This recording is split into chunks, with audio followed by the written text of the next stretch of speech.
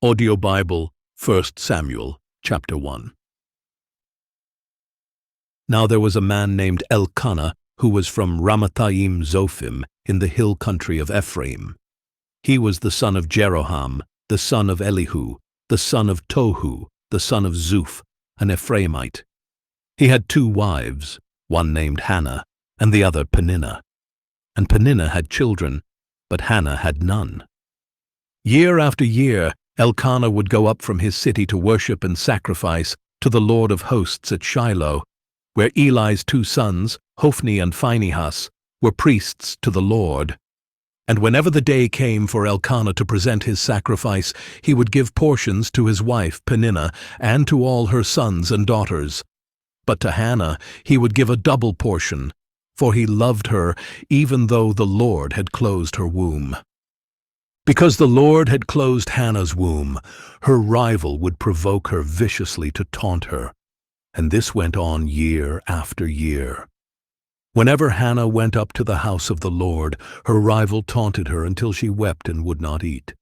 "Hannah, why are you crying?" her husband Elkanah asked. "Why won't you eat? Why is your heart so grieved? Am I not better to you than 10 sons?"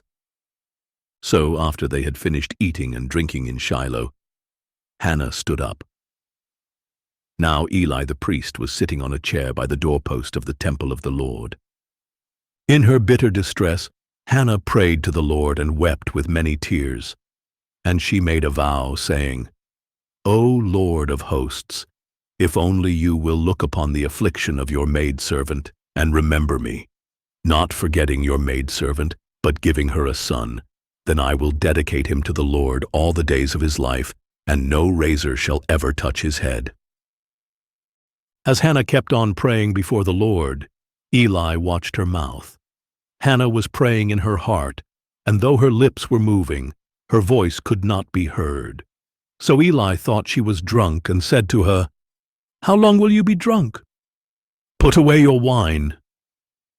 "No, my lord," Hannah replied. "I am a woman troubled in spirit. I have not had any wine or strong drink, but I have poured out my soul before the Lord. Do not take your servant for a wicked woman, for all this time I have been praying out of the depth of my anguish and grief." "Go in peace," Eli replied, "and may the God of Israel grant the petition you have asked of him." "May your maidservant find favor with you," said Hannah. Then she went on her way, and she began to eat, and her face was no longer downcast. The next morning they got up early to bow in worship before the Lord, and then they returned home to Ramah. And Elkanah had relations with his wife Hannah, and the Lord remembered her. So in the course of time, Hannah conceived and gave birth to a son. She named him Samuel, saying, "Because I have asked for him from the Lord." Then Elkanah and all his house went up to make the annual sacrifice to the Lord and to fulfill his vow, but Hannah did not go. "After the boy is weaned," she said to her husband, "I will take him to appear before the Lord and to stay there permanently." "Do what you think is best," her husband Elkanah replied, "and stay here until you have weaned him. Only may the Lord confirm his word." So Hannah stayed and nursed her son until she had weaned him. Once she had weaned him, Hannah took the boy with her, along with a 3-year-old bull, an ephah of flour, and a skin of wine. Though the boy was still young, she brought him to the house of the Lord at Shiloh. And when they had slaughtered the bull, they brought the boy to Eli. "Please, my lord," said Hannah, "as surely as you live, my lord, I am the woman who stood here beside you praying to the Lord. I prayed for this boy, and since the Lord has granted me what I asked of him, I now dedicate the boy to the Lord. For as long as he lives, he is dedicated to the Lord." So they worship the Lord there. Audio Bible, 1 Samuel chapter 2. At that time Hannah prayed, "My heart rejoices in the Lord. My horn is exalted in the Lord. My mouth speaks boldly against my enemies. For I rejoice in your salvation. There is no one holy like the Lord. Indeed, there is no one besides you, and there is no rock like our God. Do not boast so proudly, or let arrogance come from your mouth.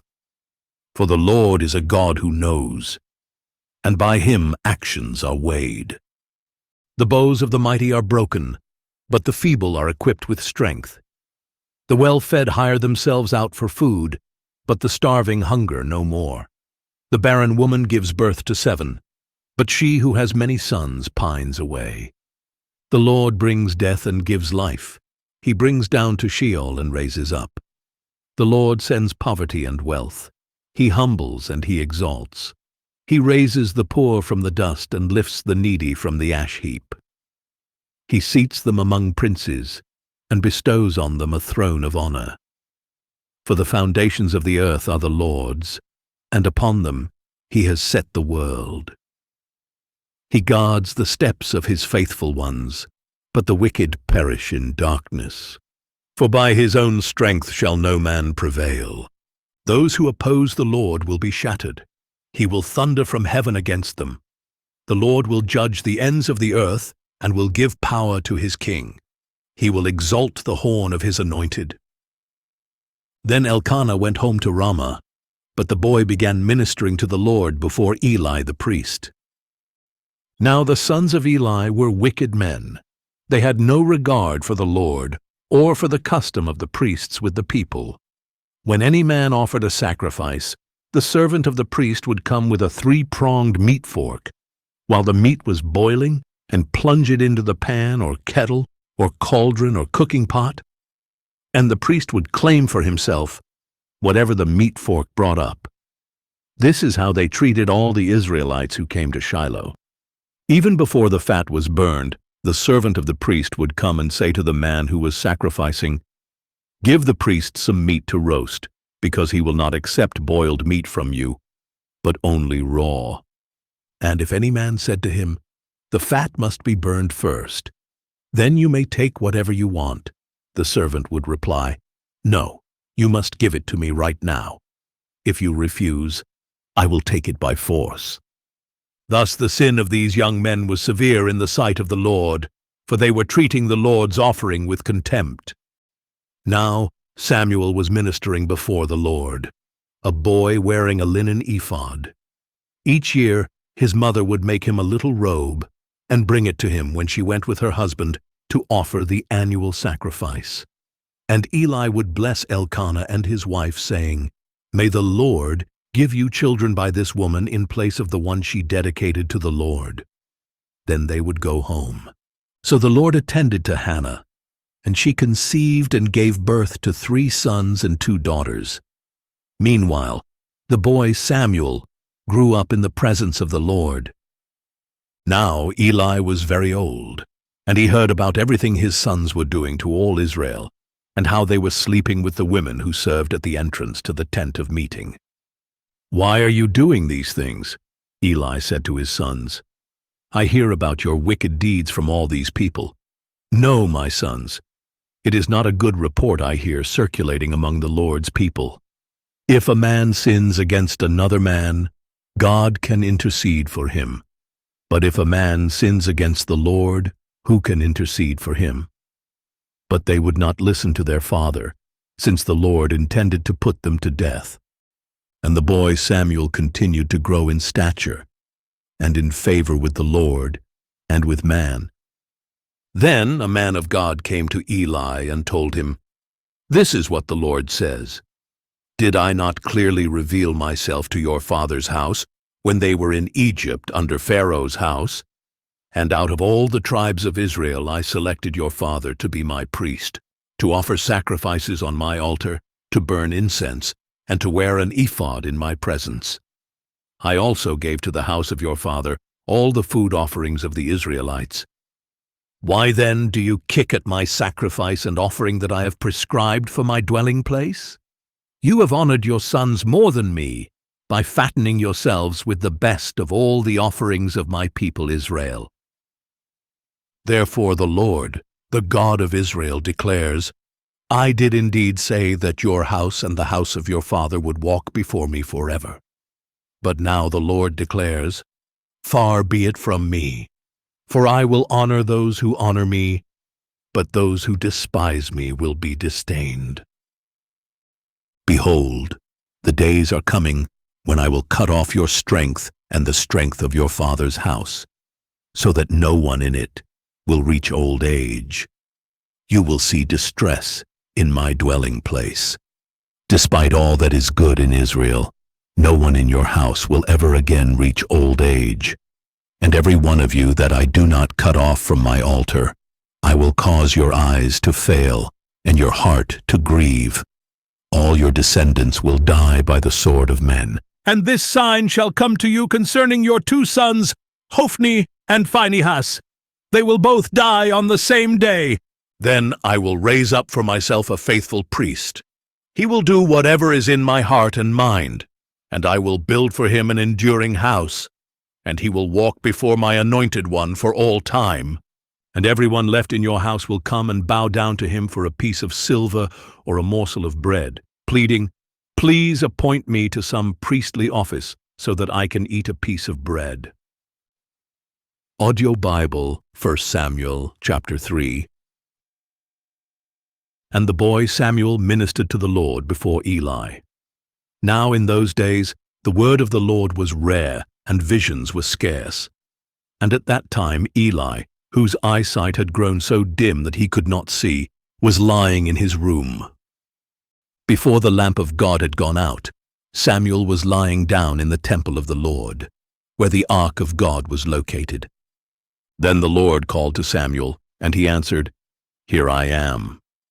He ran to Eli and said, "Here I am, for you have called me." "I did not call," Eli replied. "Go back and lie down." So he went and lay down. Once again the Lord called, "Samuel!" So Samuel got up, went to Eli and said, "Here I am, for you have called me." "My son, I did not call," Eli replied. "Go back and lie down." Now Samuel did not yet know the Lord, because the word of the Lord had not yet been revealed to him. Once again, for the 3rd time, the Lord called to Samuel. He got up, went to Eli and said, "Here I am, for you have called me." Then Eli realized that it was the Lord who was calling the boy. "Go and lie down," he said to Samuel, "and if he calls you, say, 'Speak, Lord, for your servant is listening.'" So Samuel went and lay down in his place. Then the Lord came and stood there, calling as before, "Samuel, Samuel." And Samuel answered, "Speak, for your servant is listening." Then the Lord said to Samuel, "I am about to do something in Israel at which the ears of all who hear it will tingle. On that day I will carry out against Eli everything I have spoken about his house, from beginning to end. I told him that I would judge his house forever for the iniquity of which he knows, because his sons blasphemed God, and he did not restrain them. Therefore I have sworn to the house of Eli, the iniquity of Eli's house shall never be atoned for by sacrifice or offering." Samuel lay down until the morning. Then he opened the doors of the house of the Lord. He was afraid to tell Eli the vision, but Eli called to him and said, "Samuel, my son." "Here I am," answered Samuel. "What was the message he gave you?" Eli asked. "Do not hide it from me. May God punish you, and ever so severely, if you hide from me anything he said to you." So Samuel told him everything, and did not hide a thing from him. "He is the Lord," replied Eli. "Let him do what is good in his eyes." And Samuel grew, and the Lord was with him, and he let none of Samuel's words fall to the ground. So all Israel from Dan to Beersheba knew that Samuel was confirmed as a prophet of the Lord, and the Lord continued to appear at Shiloh, because there he revealed himself to Samuel by his word. Audio Bible, 1 Samuel chapter 4. Thus the word of Samuel came to all Israel. Now the Israelites went out to meet the Philistines in battle, and camped at Ebenezer, while the Philistines camped at Aphek. The Philistines arrayed themselves against Israel, and as the battle spread, Israel was defeated by the Philistines, who struck down about 4,000 men on the battlefield. When the troops returned to the camp, the elders of Israel asked, "Why has the Lord brought defeat on us before the Philistines today? Let us bring the ark of the covenant of the Lord from Shiloh, so that it may go with us to save us from the hand of our enemies." So the people sent men to Shiloh, and they brought back the ark of the covenant of the Lord of hosts, who sits enthroned between the cherubim. And the two sons of Eli, Hophni and Phinehas, were there with the ark of the covenant of God. When the ark of the covenant of the Lord entered the camp, all the Israelites raised such a great shout that the ground shook. On hearing the noise of the shout, the Philistines asked, "What is this loud shouting in the camp of the Hebrews?" And when they realized that the ark of the Lord had entered the camp, the Philistines were afraid. "The gods have entered their camp," they said. "Woe to us, for nothing like this has happened before. Woe to us! Who will deliver us from the hand of these mighty gods? These are the gods who struck the Egyptians with all kinds of plagues in the wilderness. Take courage and be men, O Philistines. Otherwise, you will serve the Hebrews just as they served you. Now be men and fight." So the Philistines fought, and Israel was defeated, and each man fled to his tent. The slaughter was very great. 30,000 foot soldiers of Israel fell. The ark of God was captured, and Eli's two sons, Hophni and Phinehas, died. That same day, a Benjamite ran from the battle line all the way to Shiloh, with his clothes torn and dirt on his head. When he arrived, there was Eli, sitting on his chair beside the road and watching, because his heart trembled for the ark of God. When the man entered the city to give a report, the whole city cried out. Eli heard the outcry and asked, "Why this commotion?" So the man hurried over and reported to Eli. Now Eli was 98 years old, and his gaze was fixed, because he could not see. "I have just come from the battle," the man said to Eli. "I fled from there today." "What happened, my son?" Eli asked. The messenger answered, "Israel has fled before the Philistines, and there has been a great slaughter among the people. Your two sons, Hophni and Phinehas, are both dead, and the ark of God has been captured." As soon as the ark of God was mentioned, Eli fell backward from his chair by the city gate, and being old and heavy, he broke his neck and died. And Eli had judged Israel 40 years. Now Eli's daughter-in-law, the wife of Phinehas, was pregnant and about to give birth. When she heard the news of the capture of God's ark and the deaths of her father-in-law and her husband, she collapsed and gave birth, for her labor pains overtook her. As she was dying, the women attending to her said, "Do not be afraid, for you have given birth to a son."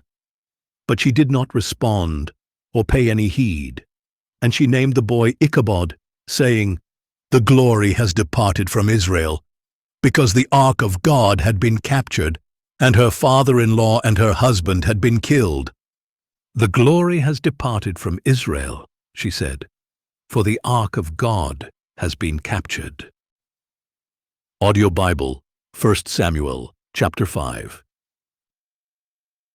After the Philistines had captured the ark of God, they took it from Ebenezer to Ashdod, carried it into the temple of Dagon, and set it beside his statue.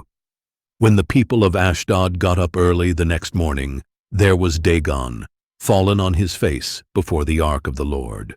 So they took Dagon and returned him to his place. But when they got up early the next morning, there was Dagon, fallen on his face before the ark of the Lord, with his head and his hands broken off and lying on the threshold. Only the torso remained. That is why, to this day, the priests of Dagon and all who enter the temple of Dagon in Ashdod do not step on the threshold. Now the hand of the Lord was heavy on the people of Ashdod and its vicinity, ravaging them and afflicting them with tumors. And when the men of Ashdod saw what was happening, they said, "The ark of the God of Israel must not stay here with us, because his hand is heavy upon us and upon our god Dagon." So they called together all the rulers of the Philistines and asked, "What shall we do with the ark of the God of Israel?" "It must be moved to Gath," they replied. So they carried away the ark of the God of Israel. But after they had moved the ark to Gath, the Lord's hand was also against that city, throwing it into great confusion and afflicting the men of the city, both young and old, with an outbreak of tumors. So they sent the ark of God to Ekron, but as it arrived, the Ekronites cried out, "They have brought us the ark of the God of Israel in order to kill us and our people." Then the Ekronites called together all the rulers of the Philistines and said, "Send away the ark of the God of Israel. It must return to its place, so that it will not kill us and our people." For a deadly confusion had pervaded the city.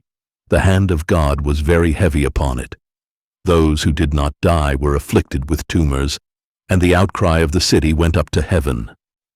Audio Bible, 1 Samuel, chapter 6. When the ark of the Lord had been in the land of the Philistines 7 months, the Philistines summoned the priests and diviners, saying, "What shall we do with the ark of the Lord? Tell us how to send it back to its place." They replied, "If you return the ark of the God of Israel, do not send it away empty, but by all means return it to him with a guilt offering.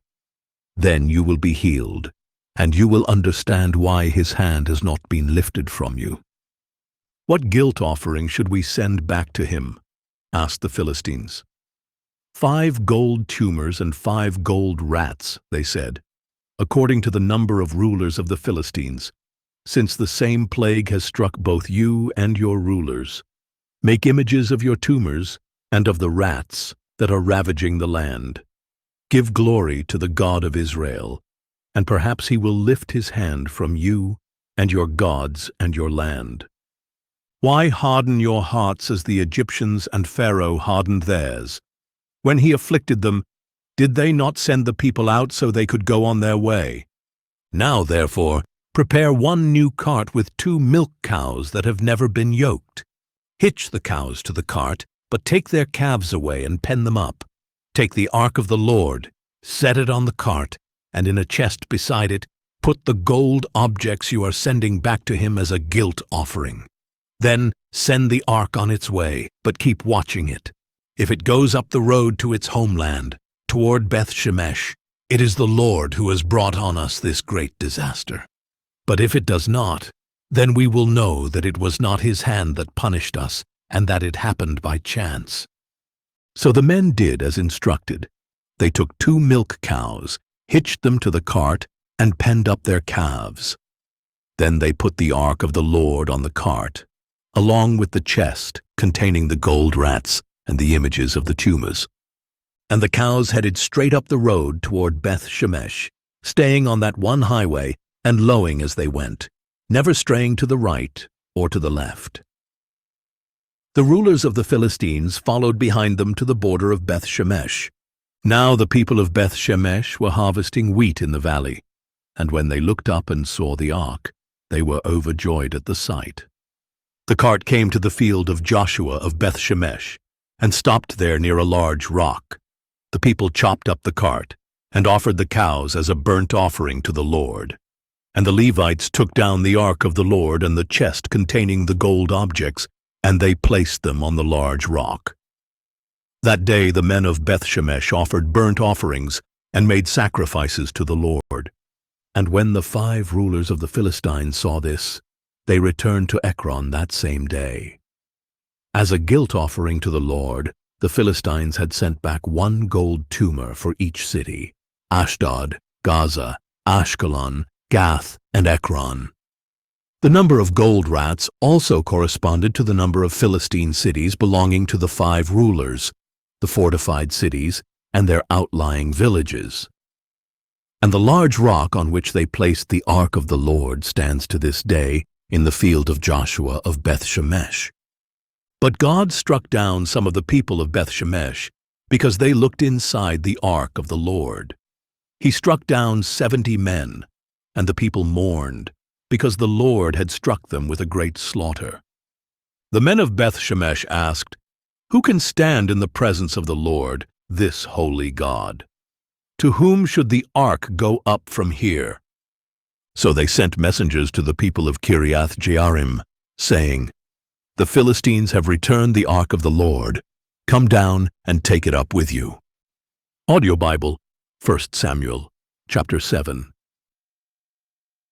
Then the men of Kiriath-Jearim came for the ark of the Lord, and took it into Abinadab's house on the hill, and they consecrated his son Eleazar to guard the ark of the Lord. And from that day a long time passed, 20 years in all, as the ark remained at Kiriath-Jearim. And all the house of Israel mournfully sought the Lord. Then Samuel said to all the house of Israel, "If you are returning to the Lord with all your hearts, then put away the foreign gods and Ashtoreths among you. Prepare your hearts for the Lord, and serve him only, and he will deliver you from the hand of the Philistines." So the Israelites put away the Baals and Ashtoreths, and served only the Lord. Then Samuel said, "Gather all Israel to Mizpah, and I will pray to the Lord on your behalf." When they had gathered at Mizpah, they drew water and poured it out before the Lord. On that day they fasted, and there they confessed, "We have sinned against the Lord." And Samuel judged the Israelites at Mizpah. When the Philistines heard that the Israelites had gathered at Mizpah, their rulers marched up toward Israel. And when the Israelites learned of this, they feared the Philistines and said to Samuel, "Do not stop crying out to the Lord our God for us, that he may save us from the hand of the Philistines." Then Samuel took a suckling lamb and offered it as a whole burnt offering to the Lord. He cried out to the Lord on behalf of Israel, and the Lord answered him. As the Philistines drew near to fight against Israel, Samuel was offering up the burnt offering. But that day the Lord thundered loudly against the Philistines and threw them into such confusion that they fled before Israel. Then the men of Israel charged out of Mizpah and pursued the Philistines, striking them down all the way to an area below Bethkar. Afterward, Samuel took a stone and set it up between Mizpah and Shen. He named it Ebenezer, saying, "Thus far the Lord has helped us." So the Philistines were subdued, and they stopped invading the territory of Israel, and the hand of the Lord was against the Philistines all the days of Samuel.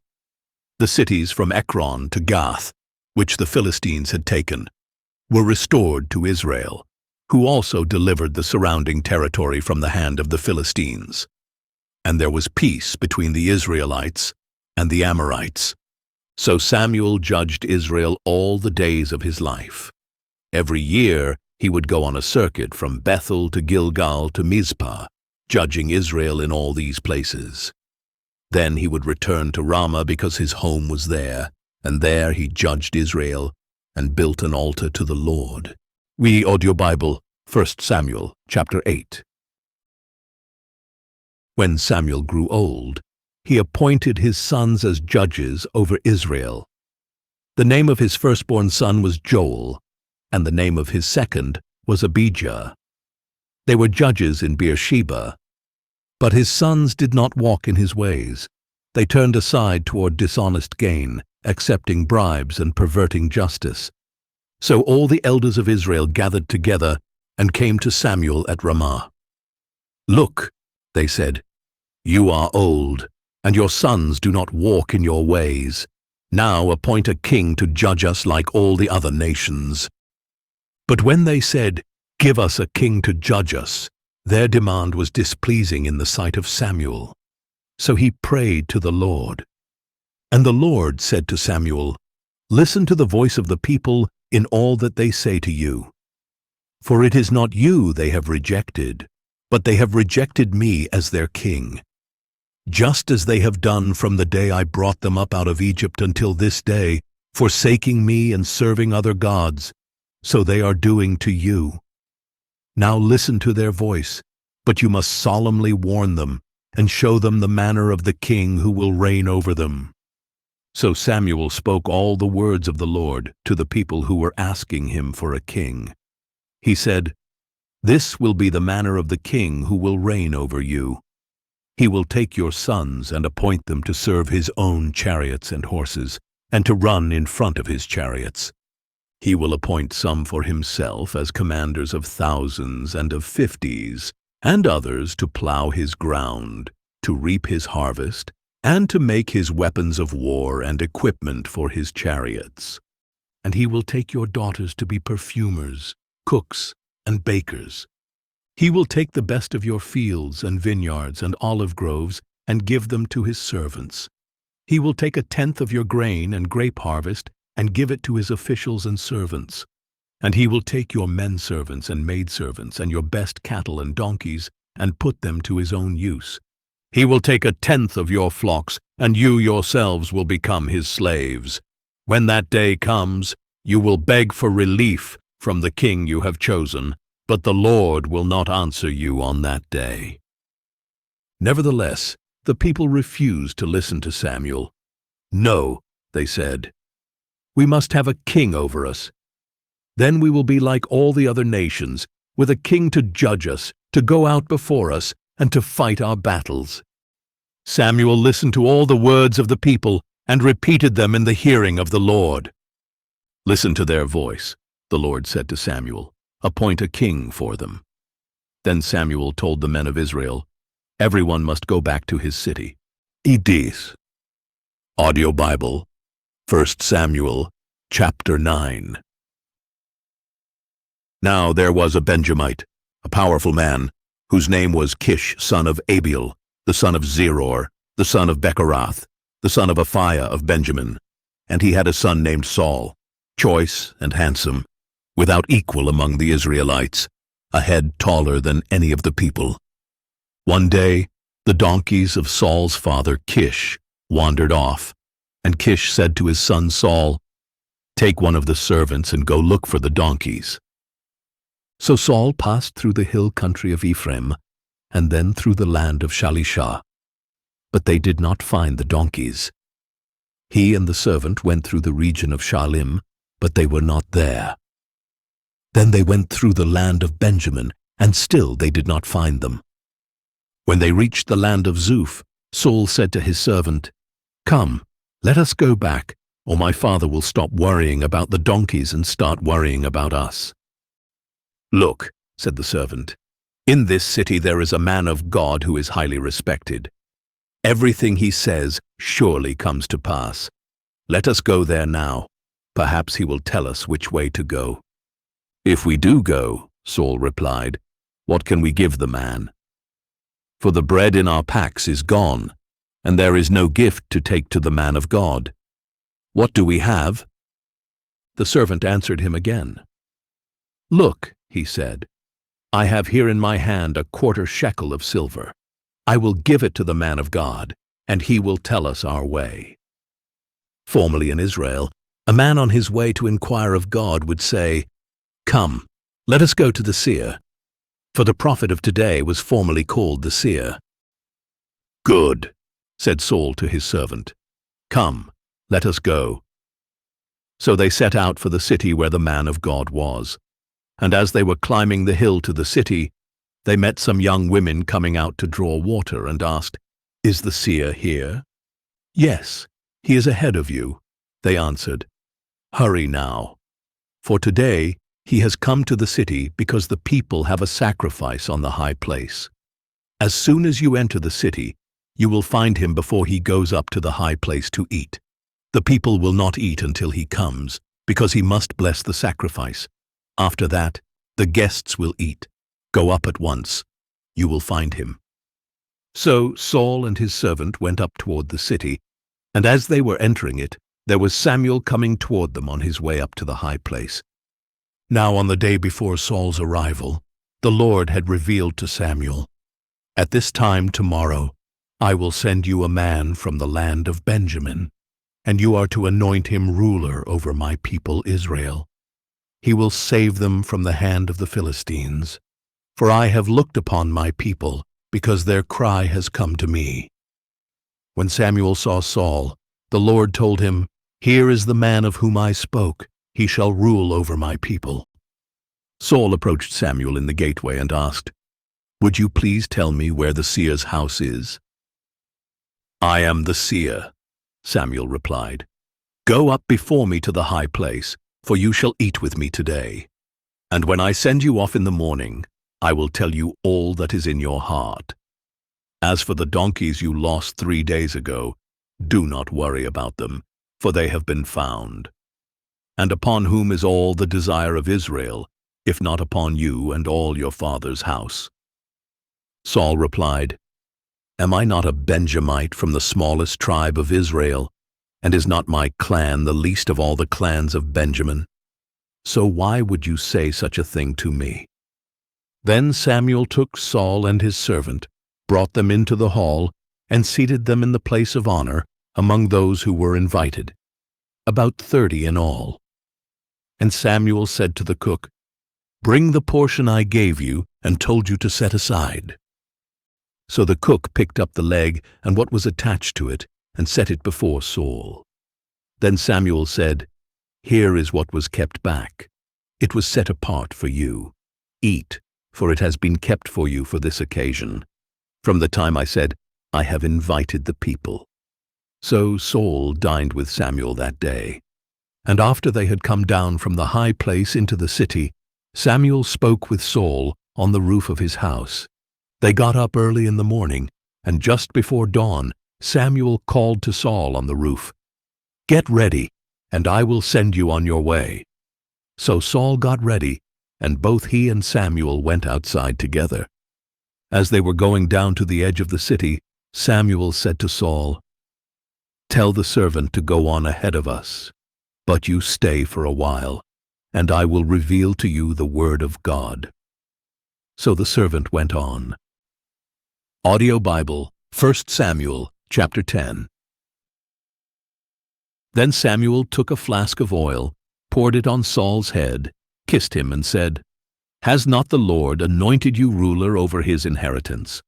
When you leave me today, you will find 2 men at Rachel's tomb in Zelzah, on the border of Benjamin. They will say to you, 'The donkeys you seek have been found,' and now your father has stopped worrying about the donkeys and started worrying about you, asking, 'What should I do about my son?' Then you will go on from there until you come to the oak of Tabor. 3 men going up to God at Bethel will meet you there, one carrying 3 young goats, another carrying 3 loaves of bread, and another carrying a skin of wine.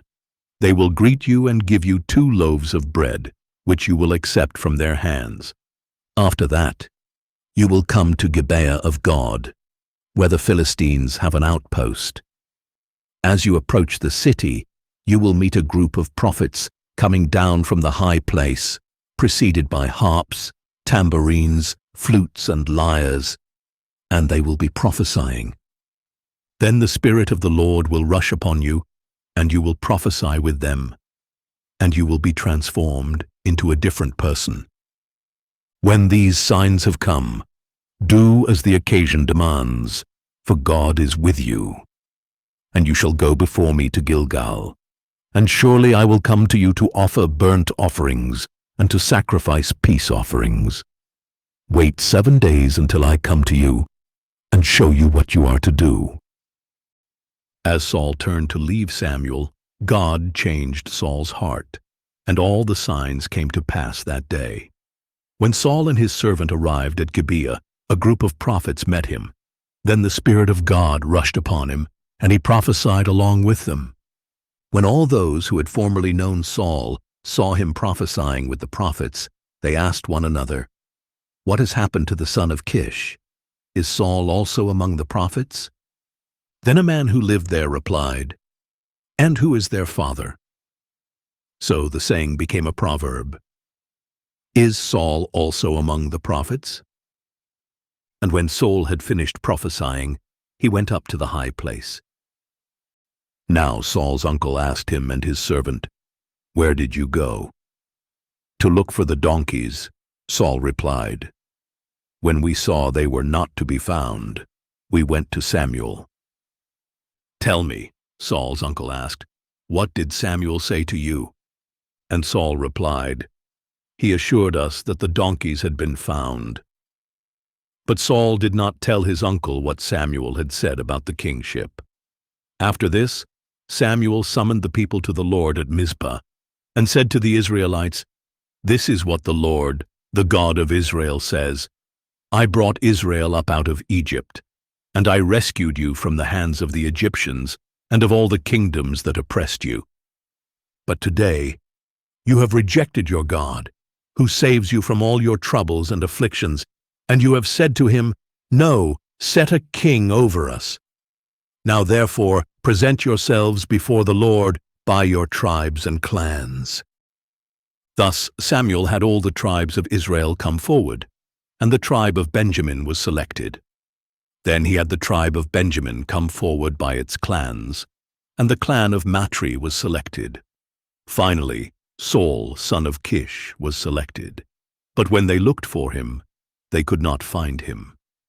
So again they inquired of the Lord, "Has the man come here yet?" And the Lord replied, "Behold, he has hidden himself among the baggage." So they ran and brought Saul, and when he stood among the people, he was a head taller than any of the others. Samuel said to all the people, "Do you see the one the Lord has chosen? There is no one like him among all the people." And all the people shouted, "Long live the king!" Then Samuel explained to the people the rights of kingship. He wrote them on a scroll and laid it up before the Lord. And Samuel sent all the people away, each to his own home. Saul also went to his home in Gibeah, and the men of valor whose hearts God had touched went with him. But some worthless men said, "How can this man save us?" So they despised him and brought him no gifts. But Saul remained silent about it. Audio Bible, 1 Samuel, chapter 11. Then Nahash the Ammonite came up and laid siege to Jabesh Gilead. All the men of Jabesh said to him, "Make a treaty with us, and we will serve you." But Nahash the Ammonite replied, "I will make a treaty with you on one condition, that I may put out everyone's right eye and bring reproach upon all Israel." "Hold off for 7 days," replied the elders of Jabesh, "and let us send messengers throughout Israel. If there is no one to save us, we will surrender to you." When the messengers came to Gibeah of Saul and relayed these words in the hearing of the people, they all wept aloud. Just then Saul was returning from the field behind his oxen. "What troubles the people?" asked Saul. "Why are they weeping?" And they relayed to him the words of the men from Jabesh. When Saul heard their words, the Spirit of God rushed upon him, and he burned with great anger. He took a pair of oxen, cut them into pieces, and sent them by messengers throughout the land of Israel, proclaiming, "This is what will be done to the oxen of anyone who does not march behind Saul and Samuel." Then the terror of the Lord fell upon the people, and they came out together as one man. And when Saul numbered them at Bezek, there were 300,000 Israelites and 30,000 men of Judah. So they said to the messengers who had come, "Tell the men of Jabesh Gilead, deliverance will be yours tomorrow by the time the sun is hot." And when the messengers relayed this to the men of Jabesh, they rejoiced. Then the men of Jabesh said to Nahash, "Tomorrow we will come out, and you can do with us whatever seems good to you." The next day Saul organized the troops into 3 divisions, and during the morning watch they invaded the camp of the Ammonites and slaughtered them until the hottest part of the day, and the survivors were so scattered that no 2 of them were left together. Then the people said to Samuel, "Who said that Saul should not reign over us? Bring those men here so we can kill them." But Saul ordered, "No one shall be put to death this day, for today the Lord has worked salvation in Israel." Then Samuel said to the people, "Come, let us go to Gilgal and renew the kingship there." So all the people went to Gilgal and confirmed Saul as king in the presence of the Lord. There they sacrificed peace offerings before the Lord, and Saul and all the Israelites rejoiced greatly. Audio Bible, 1 Samuel chapter 12. Then Samuel said to all Israel, "I have listened to your voice in all that you have said to me, and I have set over you a king. Now here is the king walking before you, and I am old and gray, and my sons are here with you. I have walked before you from my youth until this day. Here I am. Bear witness against me before the Lord and before his anointed. Whose ox or donkey have I taken? Whom have I cheated or oppressed? From whose hand have I accepted a bribe and closed my eyes? Tell me, and I will restore it to you." "You have not cheated us or oppressed us," they replied, "nor have you taken anything from the hand of man." Samuel said to them, "The Lord is a witness against you, and his anointed is a witness today, that you have not found anything in my hand." "He is a witness," they replied. Then Samuel said to the people, "The Lord is the one who appointed Moses and Aaron, and who brought your fathers up out of the land of Egypt. Now present yourselves, so that I may confront you before the Lord with all the righteous acts he has done for you and your fathers. When Jacob went to Egypt, your fathers cried out to the Lord, and he sent them Moses and Aaron, who brought your fathers out of Egypt and settled them in this place. But they forgot the Lord their God, and he sold them into the hand of Sisera, the commander of the army of Hazor, and into the hands of the Philistines and the king of Moab, who fought against them. Then they cried out to the Lord, and said, 'We have sinned, for we have forsaken the Lord, and served the Baals and Ashtoreths. Now deliver us from the hands of our enemies, that we may serve you.' So the Lord sent Jerubbaal, Barak, Jephthah, and Samuel, and he delivered you from the hands of your enemies on every side, and you dwelt securely. But when you saw that Nahash, king of the Ammonites, was moving against you, you said to me, 'No, we must have a king to rule over us, even though the Lord your God was your king. Now here is the king you have chosen, the one you requested. Behold, the Lord has placed a king over you. If you fear the Lord and serve him and obey his voice, and if you do not rebel against the command of the Lord, and if both you and the king who rules over you follow the Lord your God, then all will be well.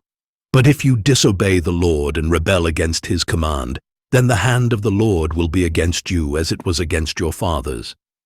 Now, therefore, present yourselves, and see this great thing that the Lord will do before your eyes. Is it not the wheat harvest today? I will call on the Lord to send thunder and rain, so that you will know and see what a great evil you have committed in the sight of the Lord by asking for a king." So Samuel called to the Lord, and on that day the Lord sent thunder and rain. As a result, all the people greatly feared the Lord and Samuel. They pleaded with Samuel, "Pray to the Lord your God for your servants, so that we will not die. For we have added to all our sins the evil of asking for a king." "Do not be afraid," Samuel replied. "Even though you have committed all this evil, do not turn aside from following the Lord, but serve the Lord with all your heart. Do not turn aside after worthless things that cannot profit you or deliver you, for they are empty. Indeed, for the sake of his great name, the Lord will not abandon his people, because he was pleased to make you his own. As for me, far be it from me that I should sin against the Lord by ceasing to pray for you, and I will continue to teach you the good and right way. Above all, fear the Lord and serve him faithfully with all your heart. Consider what great things he has done for you. But if you persist in doing evil, both you and your king will be swept away. Audio Bible, 1 Samuel chapter 13.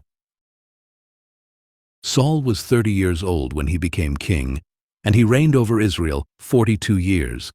He chose for himself 3,000 men of Israel. 2,000 were with Saul at Michmash and in the hill country of Bethel, and 1,000 were with Jonathan in Gibeah of Benjamin. And the rest of the troops he sent away, each to his own home. Then Jonathan attacked the Philistine outpost at Geba, and the Philistines heard about it.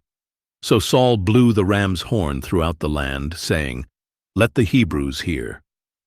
And all Israel heard the news.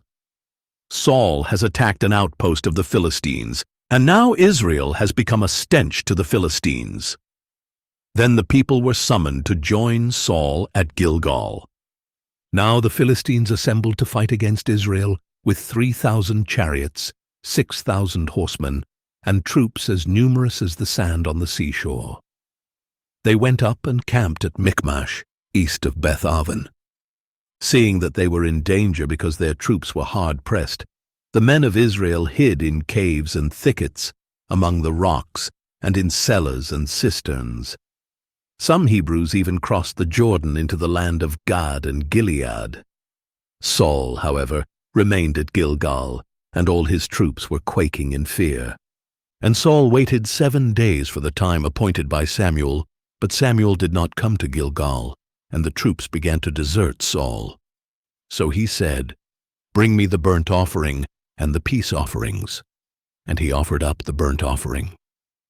Just as he finished offering the burnt offering, Samuel arrived, and Saul went out to greet him. "What have you done?" Samuel asked.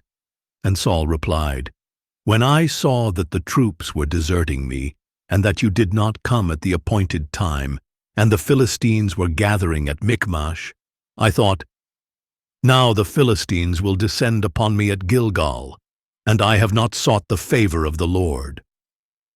So I felt compelled to offer the burnt offering." "You have acted foolishly," Samuel declared. "You have not kept the command that the Lord your God gave you. If you had, the Lord would have established your kingdom over Israel for all time. But now your kingdom will not endure. The Lord has sought a man after his own heart, and appointed him ruler over his people, because you have not kept the command of the Lord." Then Samuel set out from Gilgal, and went up to Gibeah in Benjamin. And Saul numbered the troops who were with him, about 600 men. Now Saul and Jonathan his son, and the troops with them, were staying in Geba of Benjamin, while the Philistines camped at Michmash. And raiders went out of the Philistine camp in 3 divisions. One headed toward Ophrah in the land of Shual, another toward Beth-horon, and the third down the border road overlooking the valley of Zeboim, facing the wilderness. And no blacksmith could be found in all the land of Israel, because the Philistines had said, "The Hebrews must not be allowed to make swords or spears." Instead, all the Israelites would go down to the Philistines to sharpen their plowshares, mattocks, axes, and sickles. The charge was a pim for sharpening a plowshare or mattock, 1/3 of a shekel for sharpening a pitchfork or an axe, and 1/3 of a shekel for repointing an ox goad. So on the day of battle, not a sword or spear could be found in the hands of the troops with Saul and Jonathan. Only Saul and his son Jonathan had weapons. And a garrison of the Philistines had gone out to the pass at Michmash. Audio Bible, 1 Samuel, chapter 14. One day, Jonathan, son of Saul, said to the young man bearing his armor, "Come, let us cross over to the Philistine outpost on the other side." But Jonathan did not tell his father. Meanwhile, Saul was staying under the pomegranate tree in Migron, on the outskirts of Gibeah. And the troops who were with him numbered about 600 men, including Ahijah, who was wearing an ephod. He was the son of Ichabod's brother Ahitub, son of Phinehas, the son of Eli, the priest of the Lord in Shiloh. But the troops did not know that Jonathan had left. Now there were cliffs on both sides of the pass that Jonathan intended to cross to reach the Philistine outpost. One was named Bozez, and the other Seneh. One cliff stood to the north toward Michmash, and the other to the south toward Geba. Jonathan said to the young man bearing his armor, "Come, let us cross over to the outpost of these uncircumcised men. Perhaps the Lord will work on our behalf. Nothing can hinder the Lord from saving, whether by many or by few." His armor-bearer replied, "Do all that is in your heart. Go ahead. I am with you, heart and soul." "Very well," said Jonathan. "We will cross over toward these men and show ourselves to them. If they say, 'Wait until we come to you,' then we will stay where we are and will not go up to them. But if they say, 'Come on up,' then we will go up, because this will be our sign that the Lord has delivered them into our hands." So the two of them showed themselves to the outpost of the Philistines, who exclaimed, "Look, the Hebrews are coming out of the holes in which they were hiding." So the men of the outpost called out to Jonathan and his armor-bearer, "Come on up, and we will teach you a lesson." "Follow me," Jonathan told his armor-bearer, "for the Lord has delivered them into the hand of Israel." So Jonathan climbed up on his hands and feet, with his armor-bearer behind him. And the Philistines fell before Jonathan, and his armor-bearer followed and finished them off. In that first assault, Jonathan and his armor-bearer struck down about 20 men in about half an acre of land. Then panic struck the Philistines in the camp, in the field, and among all the people. Even those in the outposts and raiding parties trembled. Indeed, the earth quaked, and panic spread from God. Now when Saul's watchmen at Gibeah in Benjamin looked and saw the troops melting away and scattering in every direction, Saul said to the troops who were with him, "Call the roll and see who has left us." And when they had called the roll, they saw that Jonathan and his armor-bearer were not there. Then Saul said to Ahijah, "Bring the ark of God." For at that time it was with the Israelites. While Saul was talking to the priest, the commotion in the Philistine camp continued to increase. So Saul said to the priest, "Withdraw your hand." Then Saul and all his troops assembled and marched to the battle, and they found the Philistines in total confusion, with each man wielding the sword against his neighbor. And the Hebrews, who had previously gone up into the surrounding camps to join the Philistines, now went over to the Israelites, who were with Saul and Jonathan. When all the Israelites, who had been hiding in the hill country of Ephraim, heard that the Philistines were fleeing, they also joined the battle in close pursuit. So the Lord saved Israel that day, and the battle moved on beyond Beth-aven. Now the men of Israel were in distress that day, for Saul had placed the troops under an oath, saying, "Cursed is the man who eats any food before evening, before I have taken vengeance on my enemies." So none of the troops tasted any food. Then all the troops entered the forest, and there was honey on the ground. And when they entered the forest and saw the flowing honey, not one of them put his hand to his mouth, because they feared the oath. Jonathan, however, had not heard that his father had bound the people with the oath. So he reached out the end of the staff in his hand, dipped it into the honeycomb, and put his hand to his mouth, and his eyes brightened. Then one of the soldiers told him, "Your father bound the troops with a solemn oath, saying, 'Cursed is the man who eats food today.' That is why the people are faint." "My father has brought trouble to the land," Jonathan replied. "Just look at how my eyes have brightened, because I tasted a little of this honey. How much better it would have been if the troops had eaten freely today from the plunder they took from their enemies. Would not the slaughter of the Philistines have been much greater?" That day, after the Israelites had struck down the Philistines from Michmash to Aijalon, the people were very faint, so they rushed greedily to the plunder, taking sheep, cattle, and calves. They slaughtered them on the ground and ate meat with the blood still in it. Then someone reported to Saul, "Look, the troops are sinning against the Lord by eating meat with the blood still in it." "You have broken faith," said Saul. "Roll a large stone over here at once."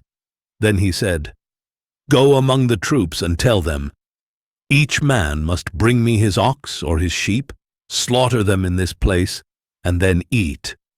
Do not sin against the Lord by eating meat with the blood still in it." So that night, everyone brought his ox and slaughtered it there. Then Saul built an altar to the Lord. It was the first time he had built an altar to the Lord. And Saul said, "Let us go down after the Philistines by night and plunder them until dawn, leaving no man alive." "Do what seems good to you," the troops replied. But the priest said, "We must consult God here." So Saul inquired of God, "Shall I go down after the Philistines? Will you give them into the hand of Israel?" But God did not answer him that day. Therefore Saul said, "Come here, all you leaders of the troops, and let us investigate how this sin has occurred today. As surely as the Lord who saves Israel lives, even if it is my son Jonathan, he must die." But not one of the troops said a word. Then Saul said to all Israel, "You stand on one side, and I and my son Jonathan will stand on the other side." "Do what seems good to you," the troops replied. So Saul said to the Lord, the God of Israel, "Why have you not answered your servant this day? If the fault is with me or my son Jonathan, respond with Urim. But if the fault is with the men of Israel, respond with Thummim." And Jonathan and Saul were selected, but the people were cleared of the charge. Then Saul said, "Cast the lot between me and my son Jonathan." And Jonathan was selected. "Tell me what you have done," Saul commanded him. So Jonathan told him, "I only tasted a little honey with the end of the staff that was in my hand, and now I must die." And Saul declared, "May God punish me, and ever so severely, if you, Jonathan, do not surely die." But the people said to Saul, "Must Jonathan die, he who accomplished such a great deliverance for Israel? Never. As surely as the Lord lives, not a hair of his head will fall to the ground. For with God's help, he has accomplished this today." So the people rescued Jonathan, and he did not die. Then Saul gave up his pursuit of the Philistines, and the Philistines returned to their own land. After Saul had assumed the kingship over Israel, he fought against all his enemies on every side: the Moabites, the Ammonites, the Edomites, the kings of Zobah, and the Philistines. Wherever he turned, he routed them. He fought valiantly and defeated the Amalekites, delivering Israel from the hands of its plunderers. Now the sons of Saul were Jonathan, Ishvi, and Malchishua. His two daughters were named Merab, his firstborn, and Michal, his younger daughter.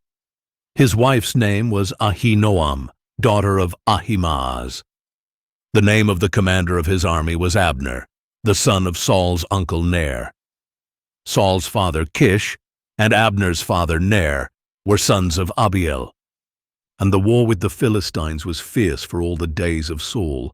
So whenever he noticed any strong or brave man, Saul would enlist him. Audio Bible, 1 Samuel chapter 15. Then Samuel said to Saul, "The Lord sent me to anoint you king over his people Israel. Now therefore listen to the words of the Lord. This is what the Lord of hosts says. I witnessed what the Amalekites did to the Israelites when they opposed them on their way up from Egypt. Now go and attack the Amalekites and devote to destruction all that belongs to them. Do not spare them, but put to death men and women, children and infants, oxen and sheep, camels and donkeys." So Saul summoned the troops and numbered them at Telaim, 200,000 foot soldiers and 10,000 men of Judah. Saul came to the city of Amalek and lay in wait in the valley, and he warned the Kenites, "Since you showed kindness to all the Israelites when they came up out of Egypt, go on and get away from the Amalekites, otherwise I will sweep you away with them." So the Kenites moved away from the Amalekites. Then Saul struck down the Amalekites all the way from Havilah to Shur, which is east of Egypt. He captured Agag king of Amalek alive, but devoted all the others to destruction with the sword. Saul and his troops spared Agag, along with the best of the sheep and cattle, the fat calves and lambs, and the best of everything else. They were unwilling to devote them to destruction, but they devoted to destruction all that was despised and worthless. Then the word of the Lord came to Samuel, saying, I regret that I have made Saul king, for he has turned away from following me and has not carried out my instructions. And Samuel was distressed and cried out to the Lord all that night. Early in the morning, Samuel got up to confront Saul, but he was told, Saul has gone to Carmel, and behold, he has set up a monument for himself, and has turned and gone down to Gilgal. When Samuel reached him, Saul said to him, May the Lord bless you. I have carried out the Lord's instructions. But Samuel replied, Then what is this bleating of sheep and lowing of cattle that I hear? Saul answered, The troops brought them from the Amalekites. They spared the best sheep and cattle to sacrifice to the Lord your God, but the rest we devoted to destruction. Stop! Exclaimed Samuel. Let me tell you what the Lord said to me last night. Tell me, Saul replied. And Samuel said, Although you were once small in your own eyes, have you not become the head of the tribes of Israel? The Lord anointed you king over Israel and sent you on a mission, saying, Go and devote to destruction the sinful Amalekites. Fight against them until you have wiped them out. So why did you not obey the Lord? Why did you rush upon the plunder and do evil in the sight of the Lord? But I did obey the Lord, Saul replied. I went on the mission that the Lord gave me. I brought back Agag, king of Amalek, and devoted the Amalekites to destruction. The troops took sheep and cattle from the plunder, the best of the things devoted to destruction, in order to sacrifice them to the Lord your God at Gilgal. But Samuel declared, Does the Lord delight in burnt offerings and sacrifices as much as in obedience to his voice? Behold, obedience is better than sacrifice, and attentiveness is better than the fat of rams. For rebellion is like the sin of divination, and arrogance is like the wickedness of idolatry. Because you have rejected the word of the Lord, he has rejected you as king. Then Saul said to Samuel, I have sinned. I have transgressed the Lord's commandment and your instructions, because I feared the people and obeyed their voice. Now, therefore, please forgive my sin and return with me, so I can worship the Lord. I will not return with you, Samuel replied, for you have rejected the word of the Lord, and he has rejected you as king over Israel. As Samuel turned to go, Saul grabbed the hem of his robe, and it tore. So Samuel said to him, The Lord has torn the kingdom of Israel from you today, and has given it to your neighbor who is better than you. Moreover, the glory of Israel does not lie or change his mind, for he is not a man, that he should change his mind. I have sinned, Saul replied. Please honor me now before the elders of my people and before Israel. Come back with me, so that I may worship the Lord your God. So Samuel went back with Saul, and Saul worshipped the Lord. Then Samuel said, Bring me Agag, king of the Amalekites. Agag came to him cheerfully, for he thought, Surely the bitterness of death is past. But Samuel declared, As your sword has made women childless, so your mother will be childless among women. And Samuel hacked Agag to pieces before the Lord at Gilgal. Then Samuel went to Ramah, but Saul went up to his home in Gibeah of Saul, and to the day of his death Samuel never again visited Saul. Samuel mourned for Saul, and the Lord regretted that he had made Saul king over Israel. Audio Bible, 1 Samuel, chapter 16. Now the Lord said to Samuel, How long are you going to mourn for Saul, since I have rejected him as king over Israel? Fill your horn with oil and go. I am sending you to Jesse of Bethlehem, for I have selected from his sons a king for myself." "How can I go?" Samuel asked. "Saul will hear of it and kill me." The Lord answered, "Take a heifer with you and say, 'I have come to sacrifice to the Lord.' Then invite Jesse to the sacrifice, and I will show you what you are to do. You are to anoint for me the one I indicate." So Samuel did what the Lord had said and went to Bethlehem. When the elders of the town met him, they trembled and asked, "Do you come in peace?" "In peace," he replied. "I have come to sacrifice to the Lord. Consecrate yourselves and come with me to the sacrifice." Then he consecrated Jesse and his sons and invited them to the sacrifice. When they arrived, Samuel saw Eliab and said, "Surely here before the Lord is his anointed." But the Lord said to Samuel, "Do not consider his appearance or height, for I have rejected him. The Lord does not see as man does, for man sees the outward appearance, but the Lord sees the heart." Then Jesse called Abinadab and presented him to Samuel, who said, "The Lord has not chosen this one either." Next, Jesse presented Shammah, but Samuel said, "The Lord has not chosen this one either." Thus Jesse made 7 of his sons pass before Samuel, but Samuel told him, "The Lord has not chosen any of these." And Samuel asked him, "Are these all the sons you have?" "There is still the youngest," Jesse replied, "but he is tending the sheep." "Send for him," Samuel replied, "for we will not sit down to eat until he arrives." So Jesse sent for his youngest son and brought him in. He was ruddy, with beautiful eyes and a handsome appearance. And the Lord said, "Rise and anoint him, for he is the one." So Samuel took the horn of oil and anointed him in the presence of his brothers, and the Spirit of the Lord rushed upon David from that day forward. Then Samuel set out and went to Ramah. Now the Spirit of the Lord departed from Saul, and a spirit of distress from the Lord began to torment him. Saul's servant said to him, "Surely a spirit of distress from God is tormenting you. Let our Lord command your servants here to seek out someone who can skillfully play the harp. Whenever the spirit of distress from God is upon you, he is to play it, and you will be well." And Saul commanded his servants, "Find me someone who plays well, and bring him to me."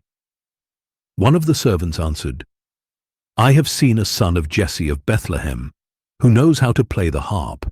He is a mighty man of valor, a warrior, eloquent and handsome, and the Lord is with him." So Saul sent messengers to Jesse and said, "Send me your son David, who is with the sheep." And Jesse took a donkey loaded with bread, a skin of wine, and 1 young goat, and sent them to Saul with his son David.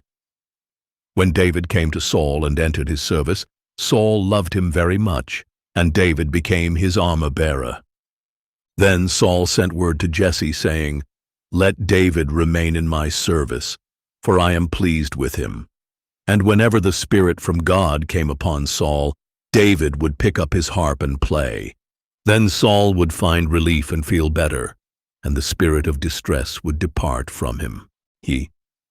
Audio Bible, 1 Samuel, chapter 17. Now the Philistines gathered their forces for war at Soko in Judah, and they camped between Soko and Azekah in Ephes-dammim. Saul and the men of Israel assembled and camped in the valley of Elah, arraying themselves for battle against the Philistines.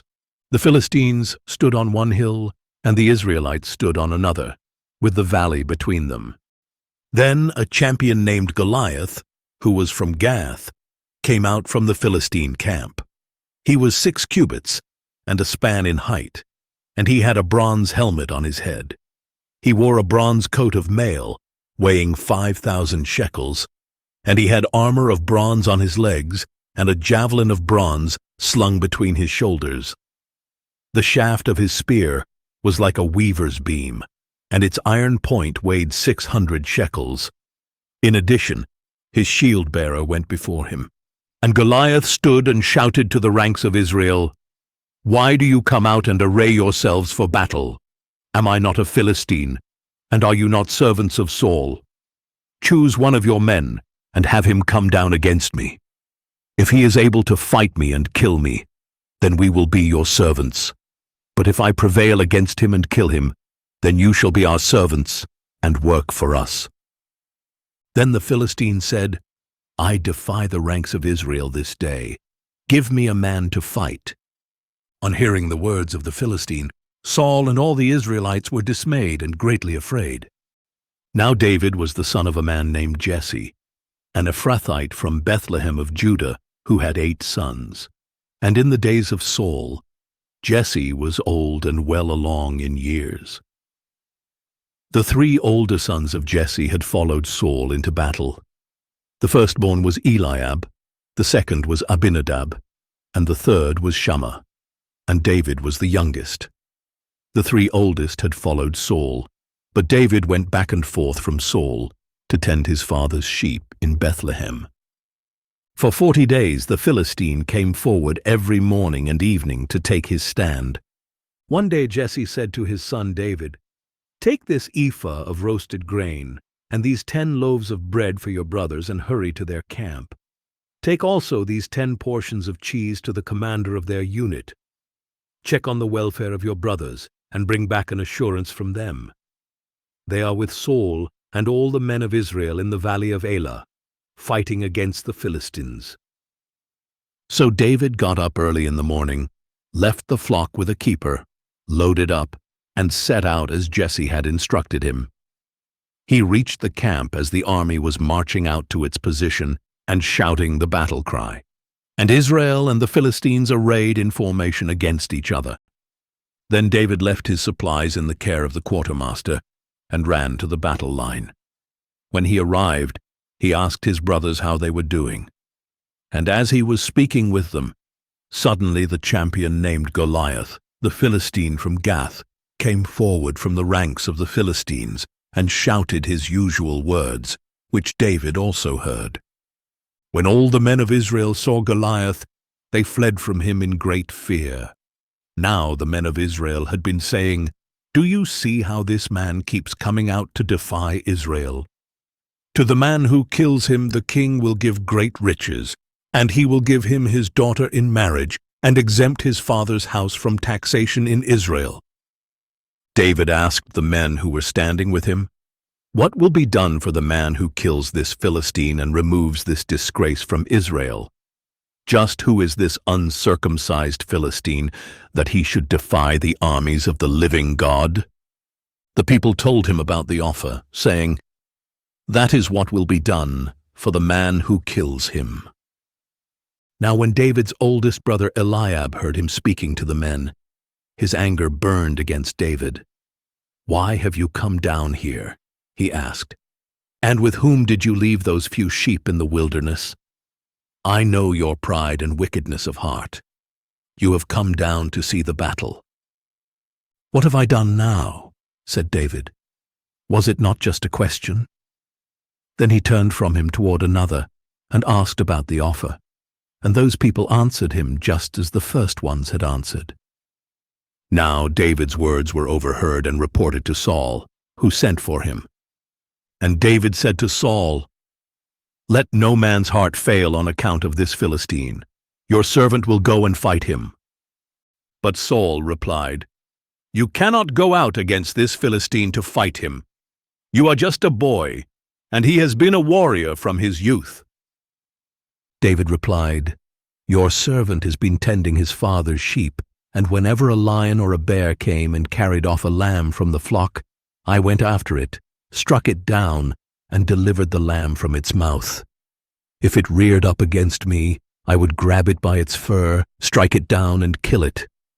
Your servant has killed lions and bears. This uncircumcised Philistine will be like one of them, for he has defied the armies of the living God." David added, "The Lord, who delivered me from the claws of the lion and the bear, will deliver me from the hand of this Philistine." "Go," said Saul, "and may the Lord be with you." Then Saul clothed David in his own tunic, put a bronze helmet on his head, and dressed him in armor. David strapped his sword over the tunic and tried to walk, but he was not accustomed to them.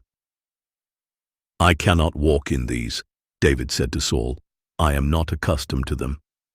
So David took them off, and David took his staff in his hand, selected 5 smooth stones from the brook, and put them in the pouch of his shepherd's bag, and with his sling in hand he approached the Philistine. Now the Philistine came closer and closer to David, with his shield-bearer before him. When the Philistine looked and saw David, he despised him because he was just a boy, ruddy and handsome. "Am I a dog," he said to David, "that you come at me with sticks?" And the Philistine cursed David by his gods. "Come here," he called to David, "and I will give your flesh to the birds of the air and the beasts of the field." But David said to the Philistine, "You come against me with sword and spear and javelin, but I come against you in the name of the Lord of hosts, the God of the armies of Israel, whom you have defied. This day the Lord will deliver you into my hand. This day I will strike you down, cut off your head, and give the carcasses of the Philistine army to the birds of the air and the creatures of the earth. Then the whole world will know that there is a God in Israel, and all those assembled here will know that it is not by sword or spear that the Lord saves, for the battle is the Lord's, and he will give all of you into our hands." As the Philistine started forward to attack him, David ran quickly toward the battle line to meet him. Then David reached into his bag, took out a stone, and slung it, striking the Philistine on the forehead. The stone sank into his forehead, and he fell face down on the ground. Thus David prevailed over the Philistine with a sling and a stone. Without a sword in his hand, he struck down the Philistine and killed him. David ran and stood over him. He grabbed the Philistine's sword and pulled it from its sheath and killed him, and he cut off his head with the sword. When the Philistines saw that their hero was dead, they turned and ran.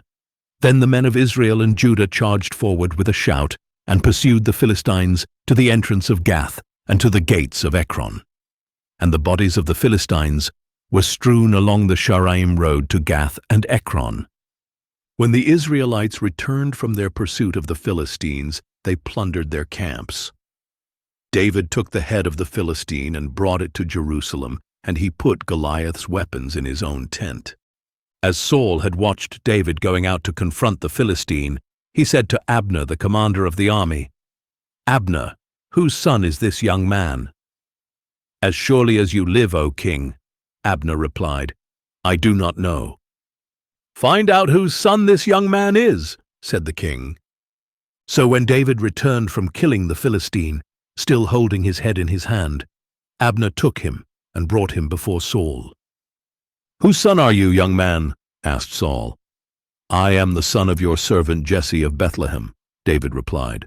B. Audio Bible, 1 Samuel chapter 18.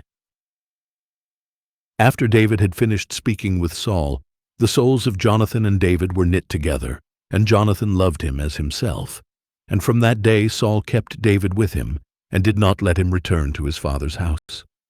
Then Jonathan made a covenant with David, because he loved him as himself. And Jonathan removed the robe he was wearing, and gave it to David, along with his tunic, his sword, his bow, and his belt. So David marched out and prospered in everything Saul sent him to do, and Saul set him over the men of war. And this was pleasing in the sight of all the people, and of Saul's officers as well.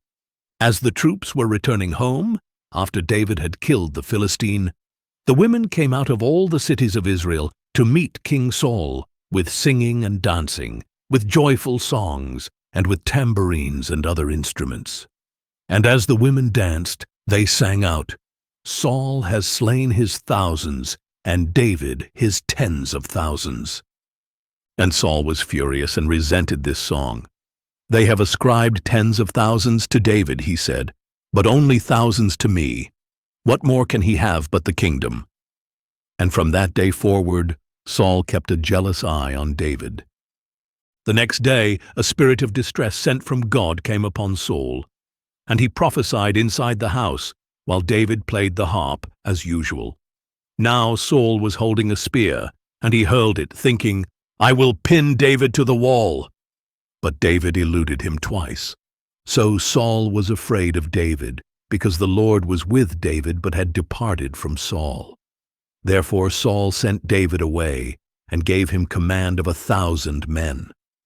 David led the troops out to battle and back, and he continued to prosper in all his ways, because the Lord was with him. When Saul saw that David was very successful, he was afraid of him. But all Israel and Judah loved David, because he was leading them out to battle and back. Then Saul said to David, "Here is my older daughter Merab. I will give her to you in marriage. Only be valiant for me and fight the Lord's battles." But Saul was thinking, "I need not raise my hand against him. Let the hand of the Philistines be against him." And David said to Saul, "Who am I, and what is my family, or my father's clan in Israel, that I should become the son-in-law of the king?" So when it was time to give Saul's daughter Merab to David, she was given in marriage to Adriel of Meholah. Now Saul's daughter Michal loved David, and when this was reported to Saul, it pleased him.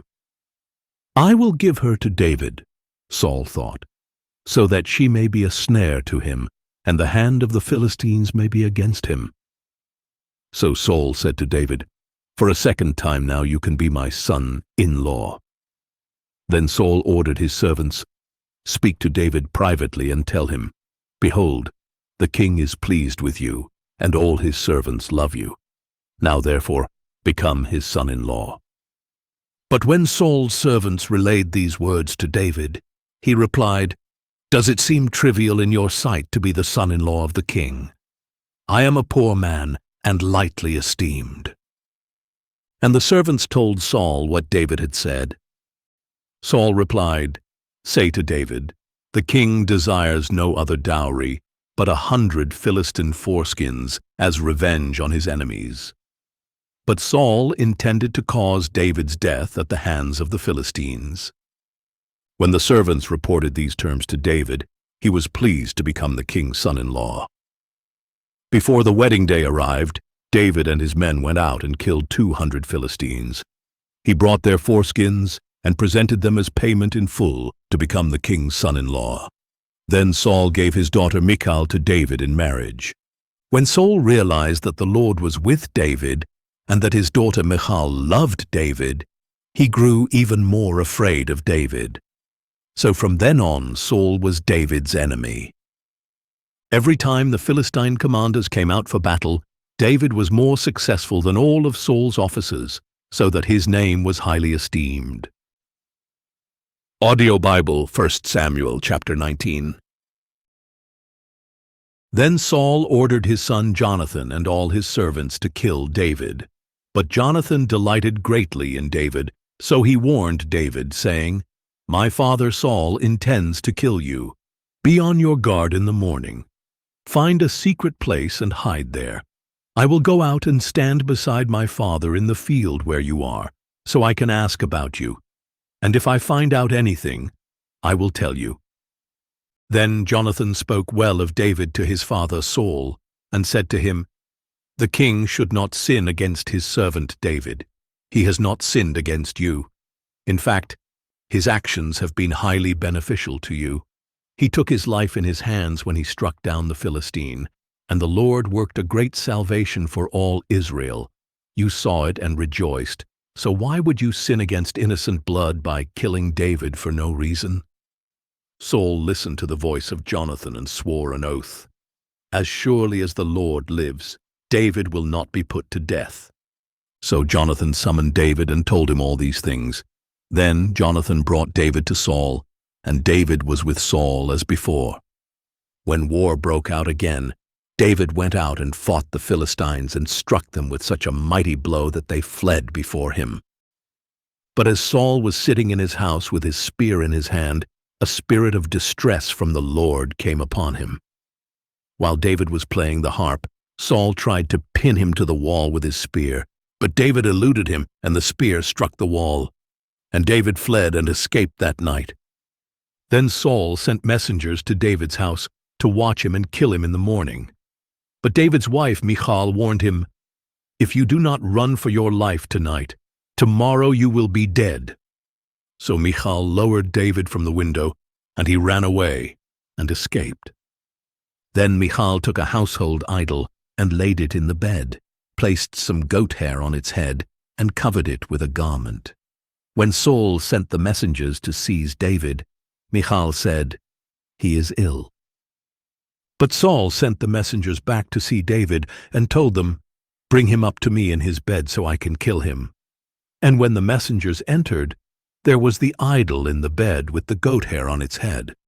And Saul said to Michal, "Why did you deceive me like this? You sent my enemy away, and he has escaped." Michal replied, "He said to me, 'Help me get away, or I will kill you.'" So David ran away and escaped. And he went to Samuel at Ramah, and told him all that Saul had done to him. Then he and Samuel went to Naioth, and stayed there.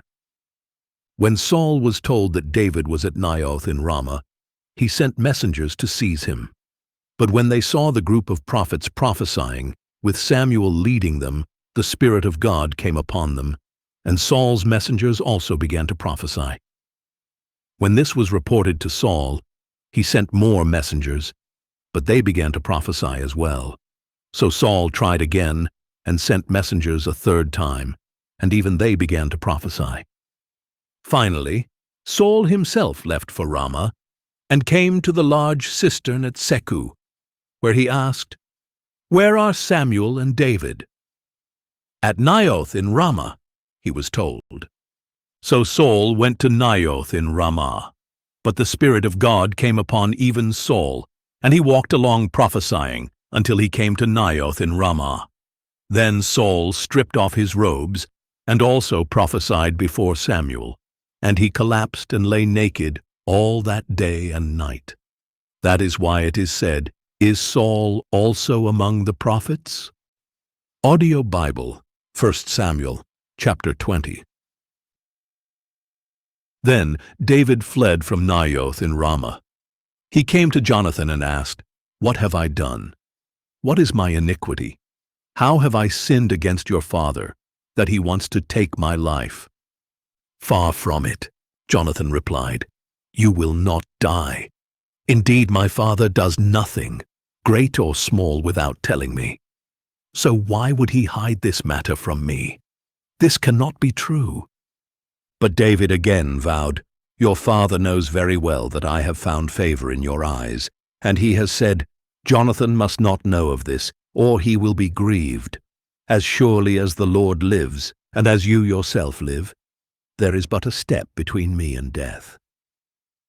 Then Jonathan said to David, "Whatever you desire, I will do for you."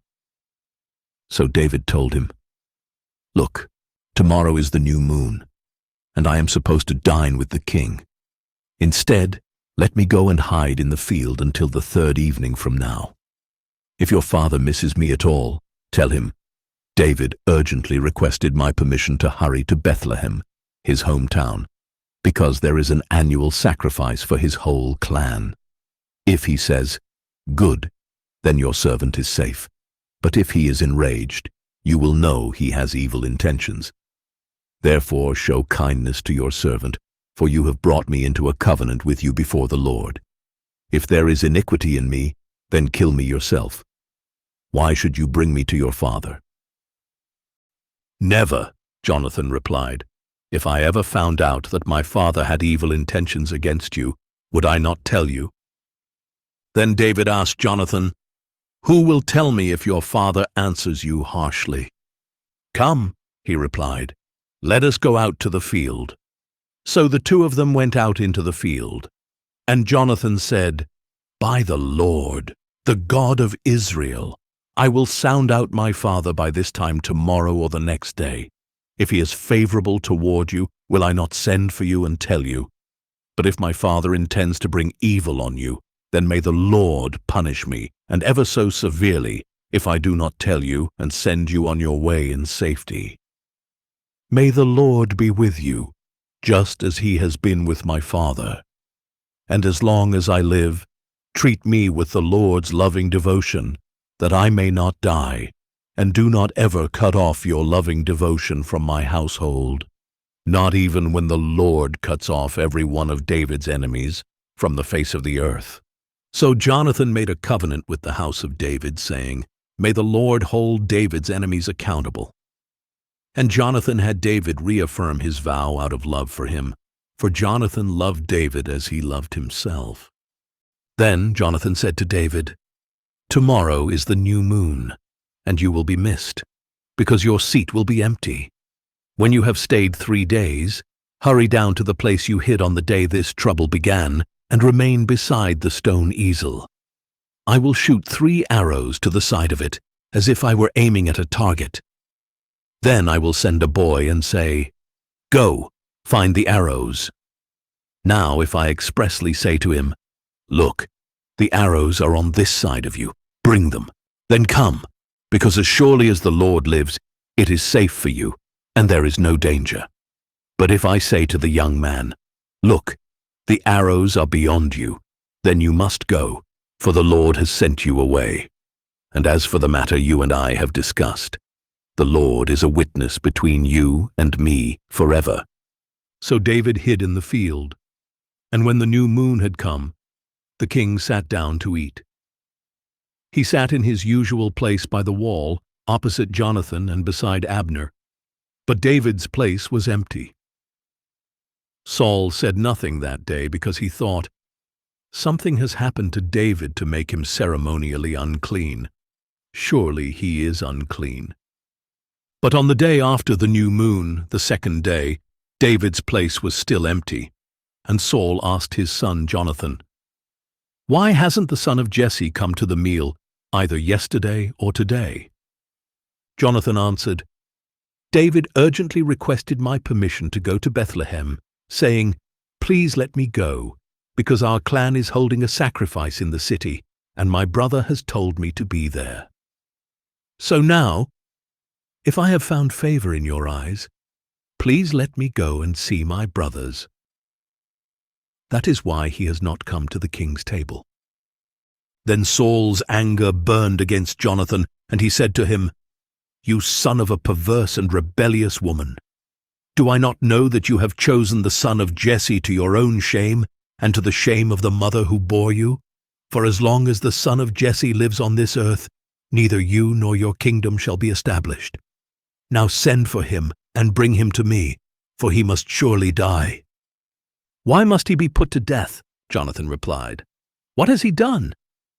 Then Saul hurled his spear at Jonathan to kill him. So Jonathan knew that his father was determined to kill David. Jonathan got up from the table in fierce anger and did not eat any food that 2nd day of the month, for he was grieved by his father's shameful treatment of David. In the morning, Jonathan went out to the field for the appointment with David, and a small boy was with him. He said to the boy, Run and find the arrows I shoot. And as the boy ran, Jonathan shot an arrow beyond him. When the boy reached the place where Jonathan's arrow had fallen, Jonathan called to him, Isn't the arrow beyond you? Then Jonathan cried out, Hurry! Make haste! Do not delay! So the boy picked up the arrow and returned to his master. But the boy did not know anything. Only Jonathan and David knew the arrangement. Then Jonathan gave his equipment to the boy and said, Go, take it back to the city. When the young man had gone, David got up from the south side of the stone, fell face down, and bowed 3 times. Then he and Jonathan kissed each other and wept together, though David wept more. And Jonathan said to David, Go in peace, for the 2 of us have sworn in the name of the Lord, saying, May the Lord be a witness between you and me, and between your descendants and mine forever." Then David got up and departed, and Jonathan went back into the city. The Audio Bible, 1 Samuel, chapter 21. Then David came to Nob, to Ahimelech the priest. And when Ahimelech met David, he trembled and asked him, "Why are you alone? Why is no one with you?" "The king has given me a mission," David replied. "He told me no one is to know about the mission on which I am sending you, and I have directed my young men to meet me at a certain place. Now then, what do you have on hand? Give me 5 loaves of bread, or whatever can be found." "There is no common bread on hand," the priest replied, "but there is some consecrated bread, provided that the young men have kept themselves from women." David answered, "Women have indeed been kept from us, as is usual when I set out, and the bodies of the young men are holy even on common missions. How much more so today?" So the priest gave him the consecrated bread, since there was no bread there but the bread of the presence, which had been removed from before the Lord, and replaced with hot bread on the day it was taken away. Now one of Saul's servants was there that day, detained before the Lord, and his name was Doeg the Edomite, the chief shepherd for Saul. Then David asked Ahimelech, "Is there not a spear or sword on hand here? For I have brought neither my sword nor my weapons with me, because the king's mission was urgent." The priest replied, "The sword of Goliath the Philistine, whom you killed in the valley of Elah, is here. It is wrapped in a cloth behind the ephod. If you want, you may take it, for there is no other but this one here." And David said, "There is none like it. Give it to me." That day David fled from Saul and went to Achish king of Gath. But the servants of Achish said to him, "Is this not David, the king of the land? Did they not sing about him in their dances, saying, 'Saul has slain his thousands, and David his tens of thousands'?" Now David took these words to heart, and was very much afraid of Achish the king of Gath. So he changed his behavior before them, and feigned madness in their hands. He scratched on the doors of the gate, and let his saliva run down his beard. Then Achish said to his servants, "Look, you can see that the man is insane. Why have you brought him to me? Am I in need of madmen, that you have brought this man to rave in my presence? Must this man come into my house?" Audio Bible, 1 Samuel, chapter 22. So David left Gath, and took refuge in the cave of Adullam. When his brothers and the rest of his father's household heard about it, they went down to him there. And all who were distressed or indebted or discontented rallied around him, and he became their leader. About 400 men were with him. From there, David went to Mizpeh of Moab, where he said to the king of Moab, "Please let my father and mother stay with you until I learn what God will do for me." So he left them in the care of the king of Moab, and they stayed with him the whole time David was in the stronghold. Then the prophet Gad said to David, "Do not stay in the stronghold. Depart and go into the land of Judah." So David left and went to the forest of Hereth. Soon Saul learned that David and his men had been discovered. At that time Saul was sitting under the tamarisk tree on the hill at Gibeah, with his spear in hand, and all his servants standing around him. Then Saul said to his servants, "Listen, men of Benjamin. Is the son of Jesse giving all of you fields and vineyards, and making you commanders of thousands or hundreds? Is that why all of you have conspired against me? Not one of you told me that my own son had made a covenant with the son of Jesse. Not one of you has shown concern for me, or revealed to me that my son has stirred up my own servant to lie in wait against me, as is the case today." But Doeg the Edomite, who had stationed himself with Saul's servants, answered, "I saw the son of Jesse come to Ahimelech, son of Ahitub, at Nob. Ahimelech inquired of the Lord for him, and gave him provisions. He also gave him the sword of Goliath, the Philistine." Then the king sent messengers to summon Ahimelech the priest, the son of Ahitub, and his father's whole family, who were priests at Nob, and all of them came to the king. "Listen now, son of Ahitub," said Saul. "Here I am, my lord," he replied. And Saul asked him, "Why have you and the son of Jesse conspired against me? You gave him bread and a sword, and inquired of God for him, so that he could rise up against me to lie in wait, as he is doing today." Ahimelech answered the king, "Who among all your servants is as faithful as David, the king's son-in-law, the captain of your bodyguard, and honored in your house? Was that day the first time I inquired of God for him? Far be it from me. Let not the king accuse your servant or any of my father's household, for your servant knew nothing of this whole affair, not in part or in whole." But the king replied, "You will surely die, Ahimelech, you and all your father's house." Then the king ordered the guards at his side, "Turn and kill the priests of the Lord, because they too sided with David. For they knew he was fleeing, but they did not tell me." But the king's servants would not lift a hand to strike the priests of the Lord. So the king ordered Doeg, "You turn and strike down the priests." And Doeg the Edomite turned and struck down the priests himself. On that day he killed 85 men who wore the linen ephod.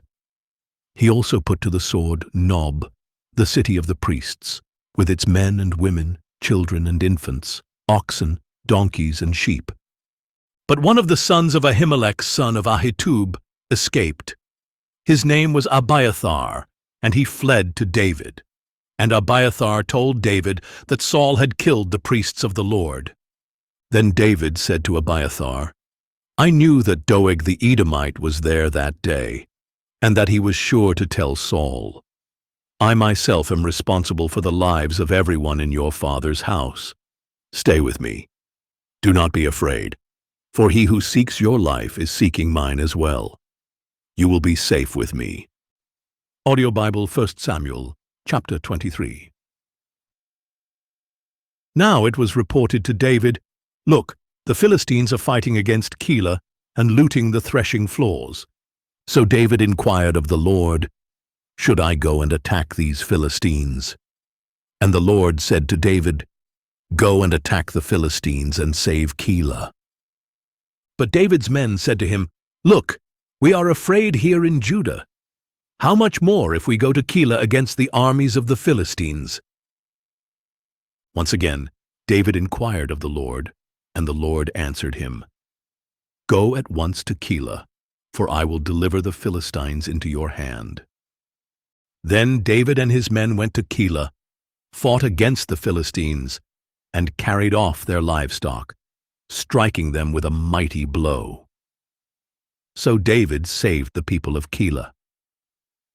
Now Abiathar son of Ahimelech had brought the ephod with him when he fled to David at Keilah. When Saul was told that David had gone to Keilah, he said, "God has delivered him into my hand, for he has trapped himself by entering a town with gates and bars." Then Saul summoned all his troops to go to war at Keilah and besiege David and his men. When David learned that Saul was plotting evil against him, he said to Abiathar the priest, "Bring the ephod." And David said, "O Lord, God of Israel, your servant has heard that Saul intends to come to Keilah and destroy the city on my account. Will the citizens of Keilah surrender me into his hand? Will Saul come down as your servant has heard? O Lord, God of Israel, please tell your servant." "He will," said the Lord. So David asked, "Will the citizens of Keilah surrender me and my men into the hand of Saul?" "They will," said the Lord. Then David and his men, about 600 strong, set out and departed from Keilah, moving from place to place. When Saul was told that David had escaped from Keilah, he declined to go forth. And David stayed in the wilderness strongholds, and in the hill country of the wilderness of Ziph. Day after day Saul searched for him, but God would not deliver David into his hand. While David was in Horesh in the wilderness of Ziph, he saw that Saul had come out to take his life. And Saul's son Jonathan came to David in Horesh and strengthened his hand in God, saying, "Do not be afraid, for my father Saul will never lay a hand on you. And you will be king over Israel, and I will be your second in command. Even my father Saul knows this is true." So the two of them made a covenant before the Lord, and David remained in Horesh, while Jonathan went home. Then the Ziphites came up to Saul at Gibeah, and said, "Is not David hiding among us in the strongholds at Horesh, on the hill of Hachilah, south of Jeshimon? Now, O king, come down whenever your soul desires, and we will be responsible for delivering him into your hand." "May you be blessed by the Lord," replied Saul, "for you have had compassion on me. Please go and prepare further. Investigate and watch carefully where he goes, and who has seen him there, for I am told that he is extremely cunning. Observe and find out all the places where he hides. Then come back to me with certainty, and I will go with you. If he is in the land, I will search him out among all the clans of Judah." So they set out and went to Ziph ahead of Saul. Now David and his men were in the wilderness of Maon, in the Arabah south of Jeshimon, and Saul and his men went to seek him. When David was told about it, he went down to the rock and stayed in the wilderness of Maon. And when Saul heard of this, he pursued David there. Saul was proceeding along one side of the mountain, and David and his men along the other side. Even though David was hurrying to get away, Saul and his men were closing in on David and his men to capture them. Then a messenger came to Saul, saying, "Come quickly, for the Philistines have raided the land." So Saul broke off his pursuit of David and went to meet the Philistines. That is why that place is called Selah Hamalakoth. And David went up from there and lived in the strongholds of En-Gedi. Audio Bible, 1 Samuel chapter 24. After Saul had returned from pursuing the Philistines, he was told, "David is in the wilderness of En-Gedi." So Saul took 3,000 chosen men from all Israel and went to look for David and his men in the region of the rocks of the wild goats. Soon Saul came to the sheepfolds along the road, where there was a cave, and he went in to relieve himself. And David and his men were hiding in the recesses of the cave. So David's men said to him, "This is the day about which the Lord said to you, 'Behold, I will deliver your enemy into your hand, that you may do with him as you wish.'" Then David crept up and stealthily cut off a corner of Saul's robe. Afterward, David's conscience was stricken because he had cut off the corner of Saul's robe. So he said to his men, "The Lord forbid that I should do such a thing to my master, the Lord's anointed. May I never lift my hand against him, since he is the Lord's anointed." With these words David restrained his men, and he did not let them rise up against Saul. Then Saul left the cave and went on his way. After that, David got up, went out of the cave, and called out to Saul, "My lord the king!" When Saul looked behind him, David bowed face down in reverence and said to Saul, "Why do you listen to the words of men who say, 'Look, David intends to harm you'? Behold, this day you have seen with your own eyes that the Lord delivered you into my hand in the cave. I was told to kill you, but I spared you, and said, 'I will not lift my hand against my Lord, since he is the Lord's anointed.' See, my father, look at the corner of your robe in my hand, for I cut it off, but I did not kill you. Know and see that there is no evil or rebellion in my hands. I have not sinned against you, even though you are hunting me down to take my life. May the Lord judge between you and me, and may the Lord take vengeance on you, but my hand will never be against you. As the old proverb says, wickedness proceeds from the wicked, but my hand will never be against you. Against whom has the king of Israel come out? Whom are you pursuing? A dead dog? A flea? May the Lord be our judge and decide between you and me. May he take notice and plead my case and deliver me from your hand." When David had finished saying these things, Saul called back, "Is that your voice, David, my son?" Then Saul wept aloud and said to David, "You are more righteous than I, for you have rewarded me with good, though I have rewarded you with evil. And you have declared this day how you have treated me well, for when the Lord delivered me into your hand, you did not kill me. When a man finds his enemy, does he let him go away unharmed? May the Lord reward you with good for what you have done for me this day.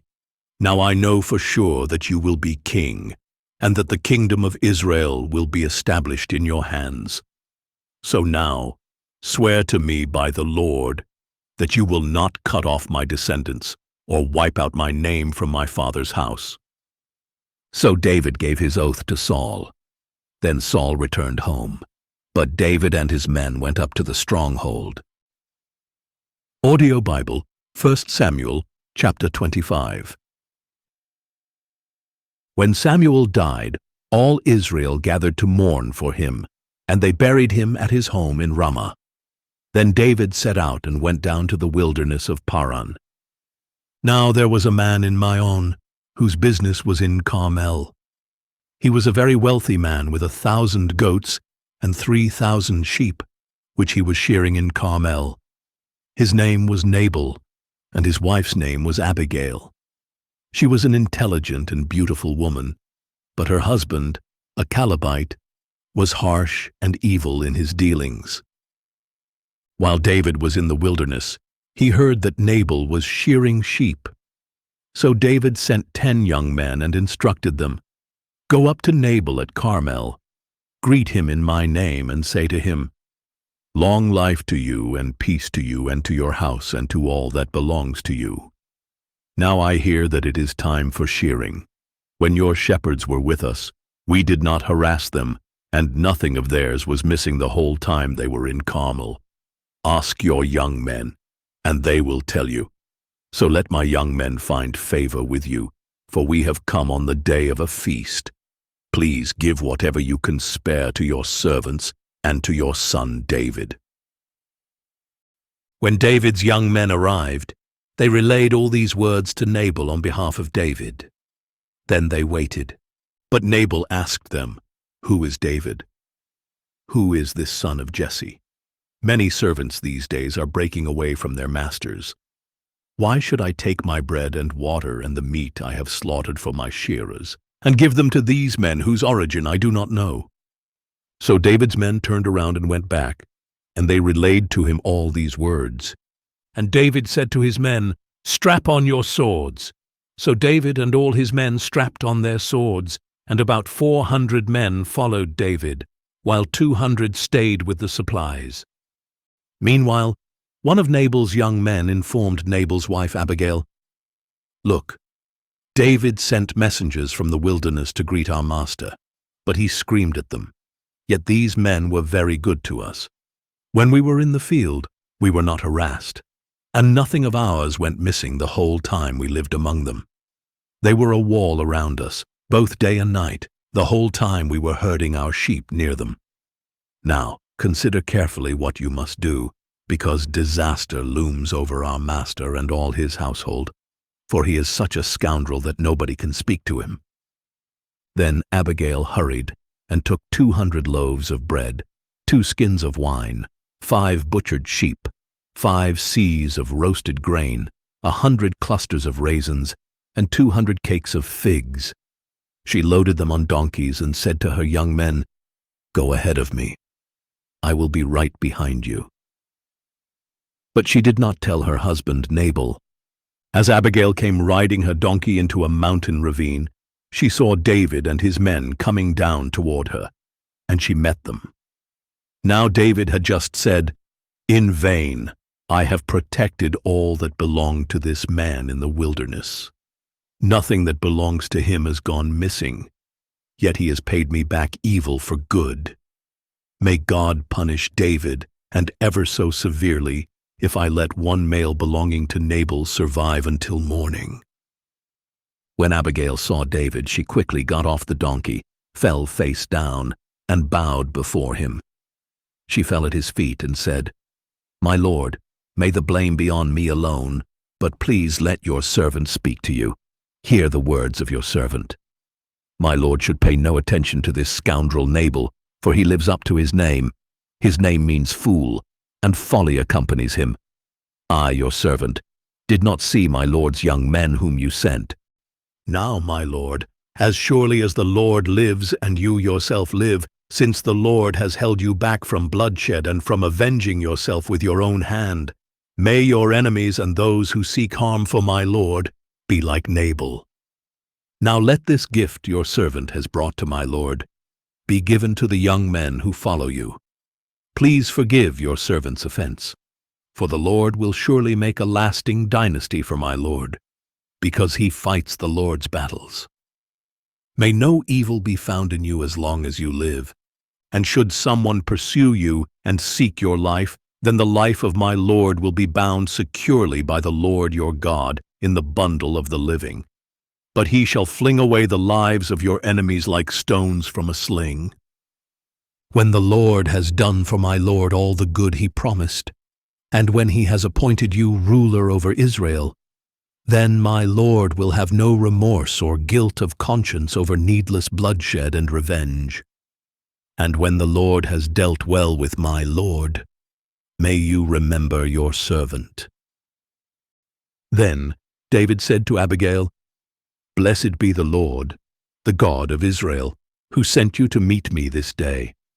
Blessed is your discernment, and blessed are you, because today you kept me from bloodshed, and from avenging myself by my own hand. Otherwise, as surely as the Lord, the God of Israel, lives, who has restrained me from harming you, if you had not come quickly to meet me, then surely no male belonging to Nabal would have been left alive by morning light." Then David accepted from her hand what she had brought him, and he said to her, "Go home in peace. See, I have heeded your voice and granted your request." When Abigail returned to Nabal, there he was in the house, holding a feast fit for a king, in high spirits and very drunk. So she told him nothing until morning light. In the morning, when Nabal was sober, his wife told him about these events, and his heart failed within him, and he became like a stone. About 10 days later, the Lord struck Nabal dead. On hearing that Nabal was dead, David said, "Blessed be the Lord, who has upheld my cause against the reproach of Nabal, and has restrained his servant from evil. For the Lord has brought the wickedness of Nabal down upon his own head." Then David sent word to Abigail, asking her to become his wife. When his servants came to Abigail at Carmel, they said, "David has sent us to take you as his wife." She arose, bowed face down, and said, "Here is your servant, ready to serve and to wash the feet of my lord's servants." So Abigail hurried and got on a donkey, and attended by 5 of her maidens, she followed David's messengers and became his wife. David had also married Ahinoam of Jezreel, so she and Abigail were both his wives. But Saul had given his daughter Michal, David's wife, to Palti son of Laish, who was from Galim. Audio Bible, 1 Samuel chapter 26. Then the Ziphites came to Saul at Gibeah and said, "Is not David hiding on the hill of Hachilah, opposite Jeshimon?" So Saul, accompanied by 3,000 chosen men of Israel, went down to the wilderness of Ziph to search for David there. Saul camped beside the road at the hill of Hachilah, opposite Jeshimon, but David was living in the wilderness. When he realized that Saul had followed him there, David sent out spies to verify that Saul had arrived. Then David set out and went to the place where Saul had camped. He saw the place where Saul and Abner son of Ner, the general of his army, had lain down. Saul was lying inside the inner circle of the camp, with the troops camped around him. And David asked Ahimelech, the Hittite, and Abishai, son of Zeruiah, Joab's brother. Who will go down with me to Saul in the camp?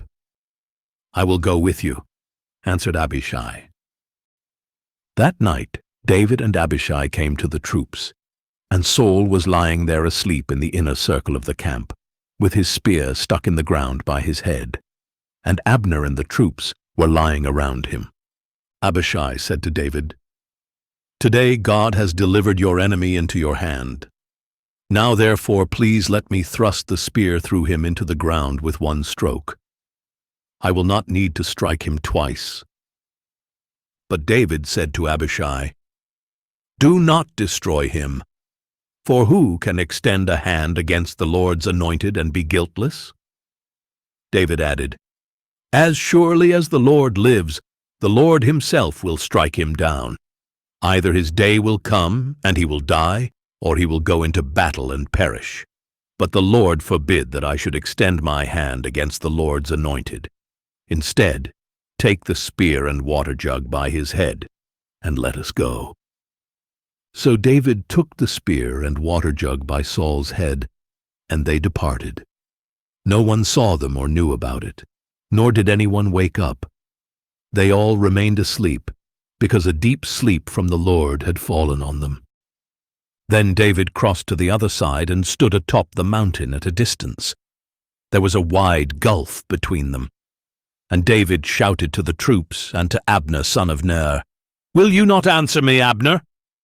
"Who are you who calls to the king?" Abner replied. So David said to Abner, "You are a man, aren't you? And who in Israel is your equal?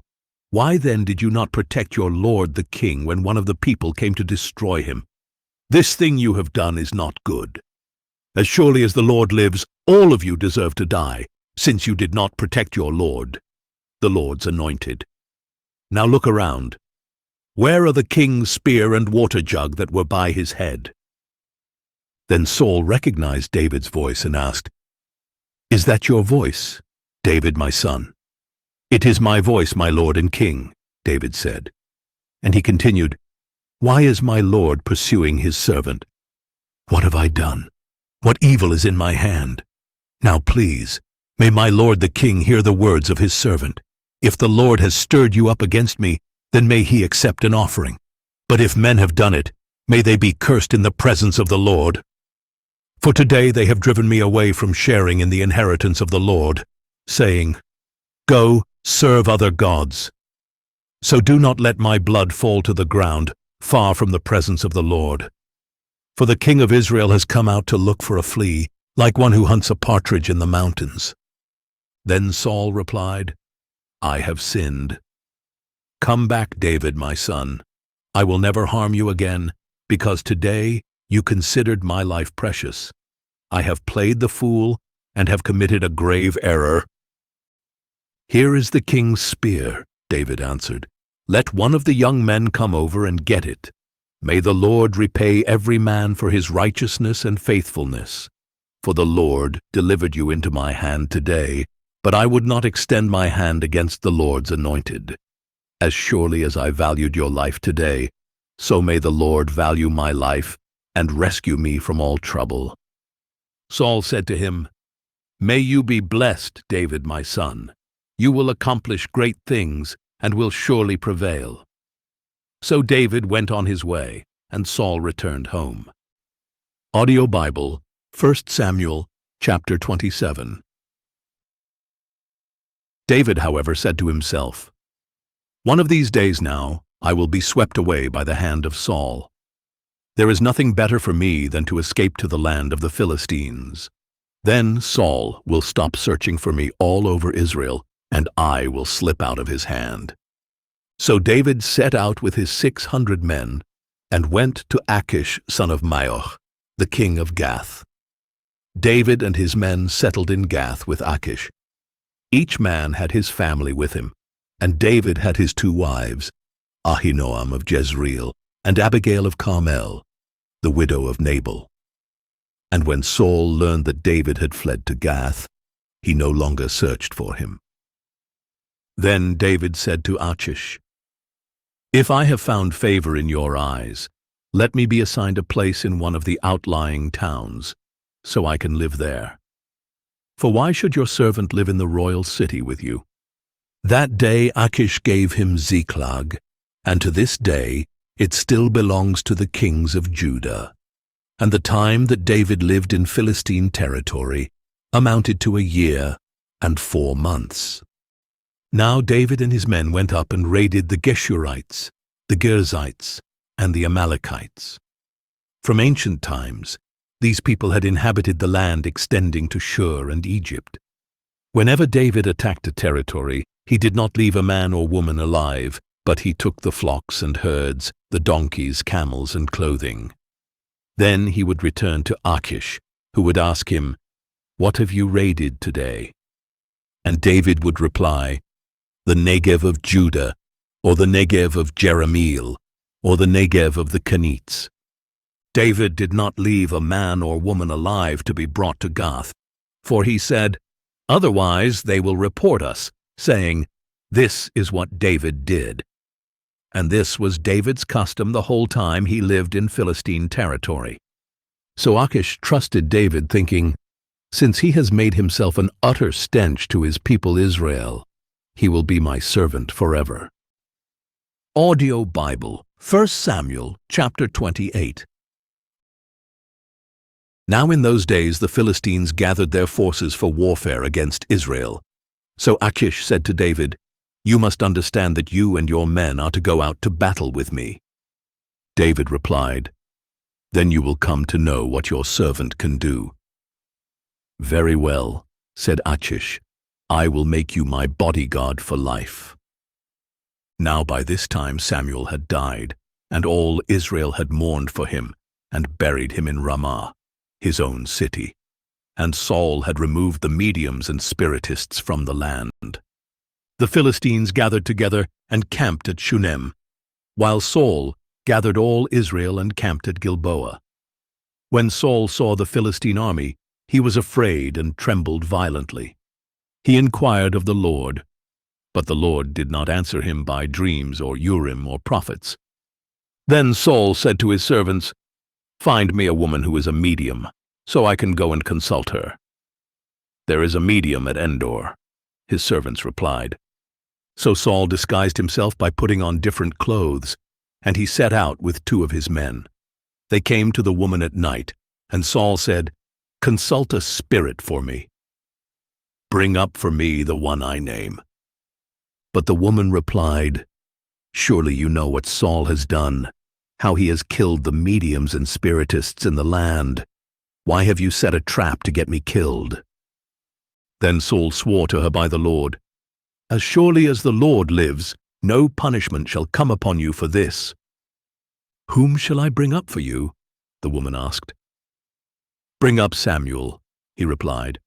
But when the woman saw Samuel, she cried out in a loud voice and said to Saul, "Why have you deceived me? You are Saul." "Do not be afraid," the king replied. "What do you see?" "I see a god coming up out of the earth," the woman answered. "What does he look like?" asked Saul.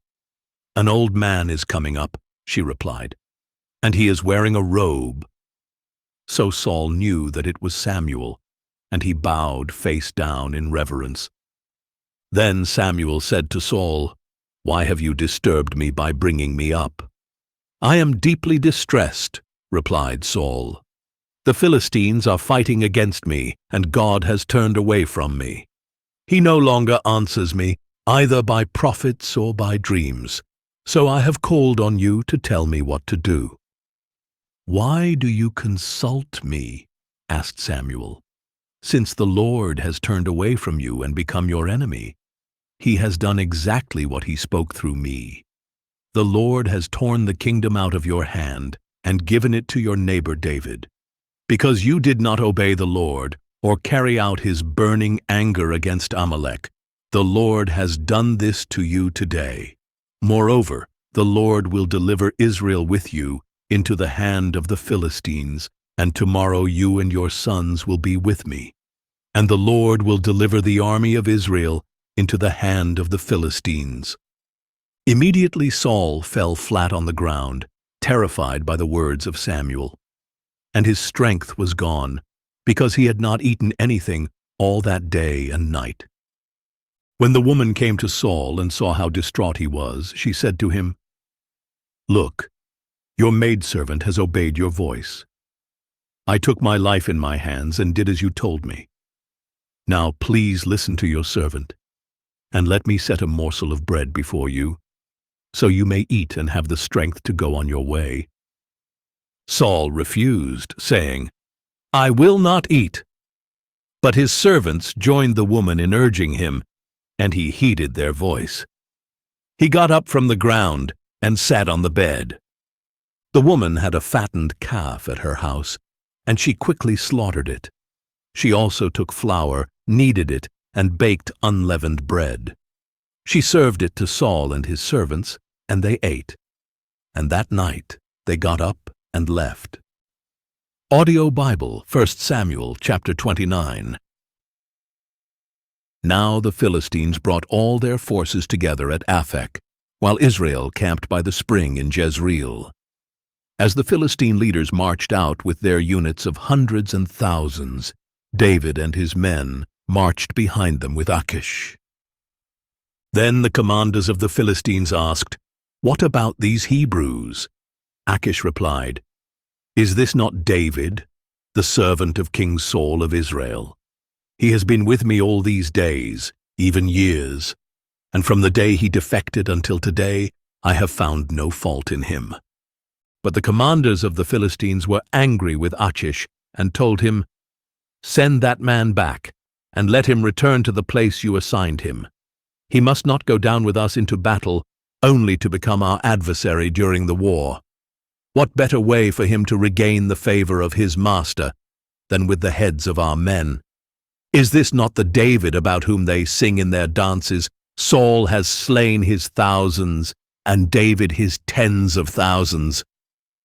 So Achish summoned David and told him, "As surely as the Lord lives, you have been upright, and it seems right in my sight that you should march in and out with me in the army, because I have found no fault in you from the day you came to me until this day. But you are not good in the sight of the leaders. Therefore turn back now and go in peace, so that you will not do anything to displease the leaders of the Philistines." "But what have I done?" David replied. "What have you found against your servant from the day I came to you until today, to keep me from going along to fight against the enemies of my lord the king?" Achish replied, "I know that you are as pleasing in my sight as an angel of God. But the commanders of the Philistines have said, 'He must not go into battle with us.' Now then, get up early in the morning, along with your master's servants who came with you, and go as soon as it is light."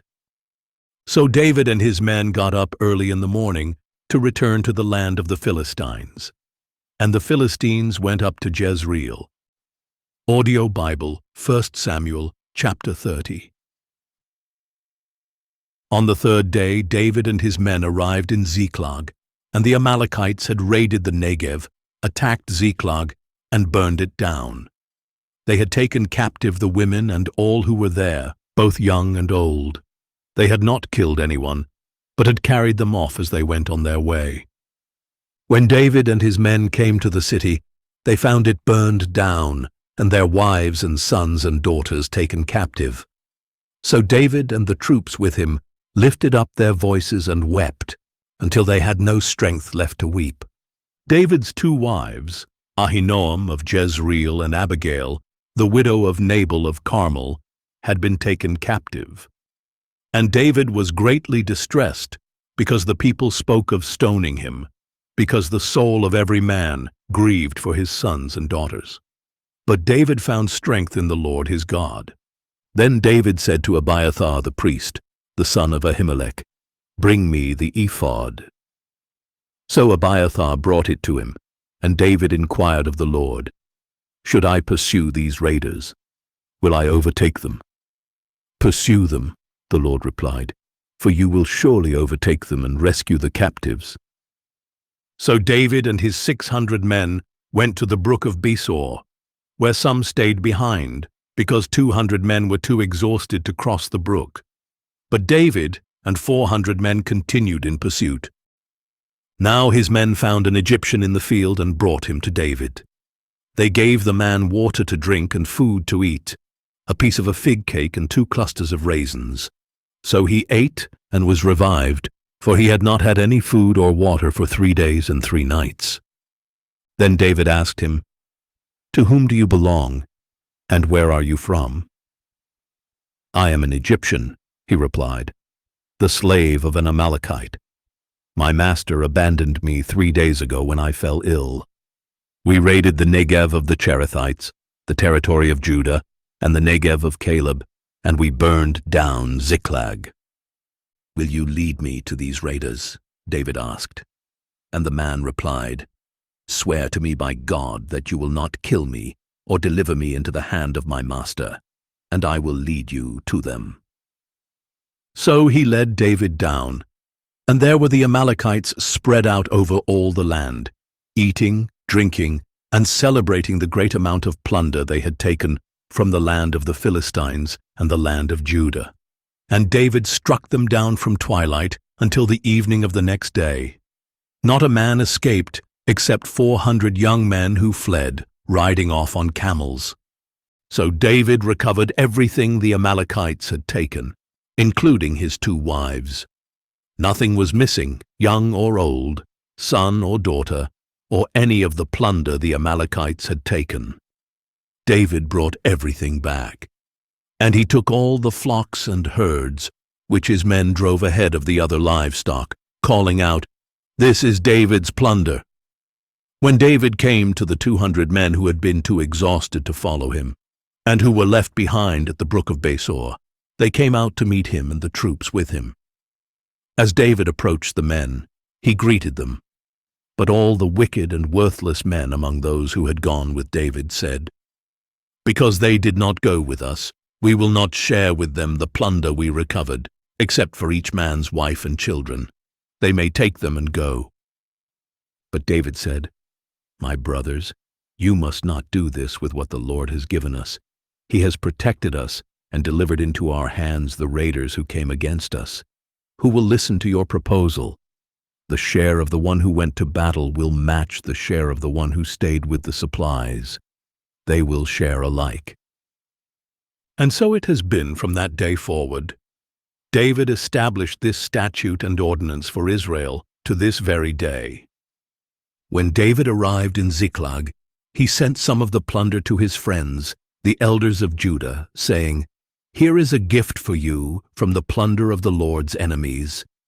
He sent gifts to those in Bethel, Ramoth Negev, and Jatir, to those in Aroer, Siphmoth, and Eshtemoa, to those in Rakal, and in the cities of the Jerahmeelites and Kenites, to those in Hormah, Bor-Ashan, and Athach, and to those in Hebron, and in all the places where David and his men had roamed. Audio Bible, 1 Samuel chapter 31. Now the Philistines fought against Israel, and the men of Israel fled before them, and many fell slain on Mount Gilboa. The Philistines hotly pursued Saul and his sons, and they killed Saul's sons Jonathan, Abinadab, and Malchishua. When the battle intensified against Saul, the archers overtook him and wounded him critically. Then Saul said to his armor-bearer, "Draw your sword and run me through with it, or these uncircumcised men will come and run me through and torture me." But his armor-bearer was terrified and refused to do it. So Saul took his own sword and fell on it. When his armor-bearer saw that Saul was dead, he too fell on his own sword and died with him. So Saul, his 3 sons, his armor-bearer, and all his men died together that same day. When the Israelites along the valley and those on the other side of the Jordan saw that the army of Israel had fled, and that Saul and his sons had died, they abandoned their cities and ran away. So the Philistines came and occupied their cities. The next day, when the Philistines came to strip the dead, they found Saul and his 3 sons fallen on Mount Gilboa. They cut off Saul's head, stripped off his armor, and sent messengers throughout the land of the Philistines to proclaim the news in the temples of their idols and among their people. They put his armor in the temple of the Ashtoreths and hung his body on the wall of Beth-shan. When the people of Jabesh-Gilead heard what the Philistines had done to Saul, all their men of valor set out, journeyed all night, and retrieved the bodies of Saul and his sons from the wall of Beth-shan. When they arrived at Jabesh, they burned the bodies there. Then they took their bones and buried them under the tamarisk tree in Jabesh, and they fasted 7 days.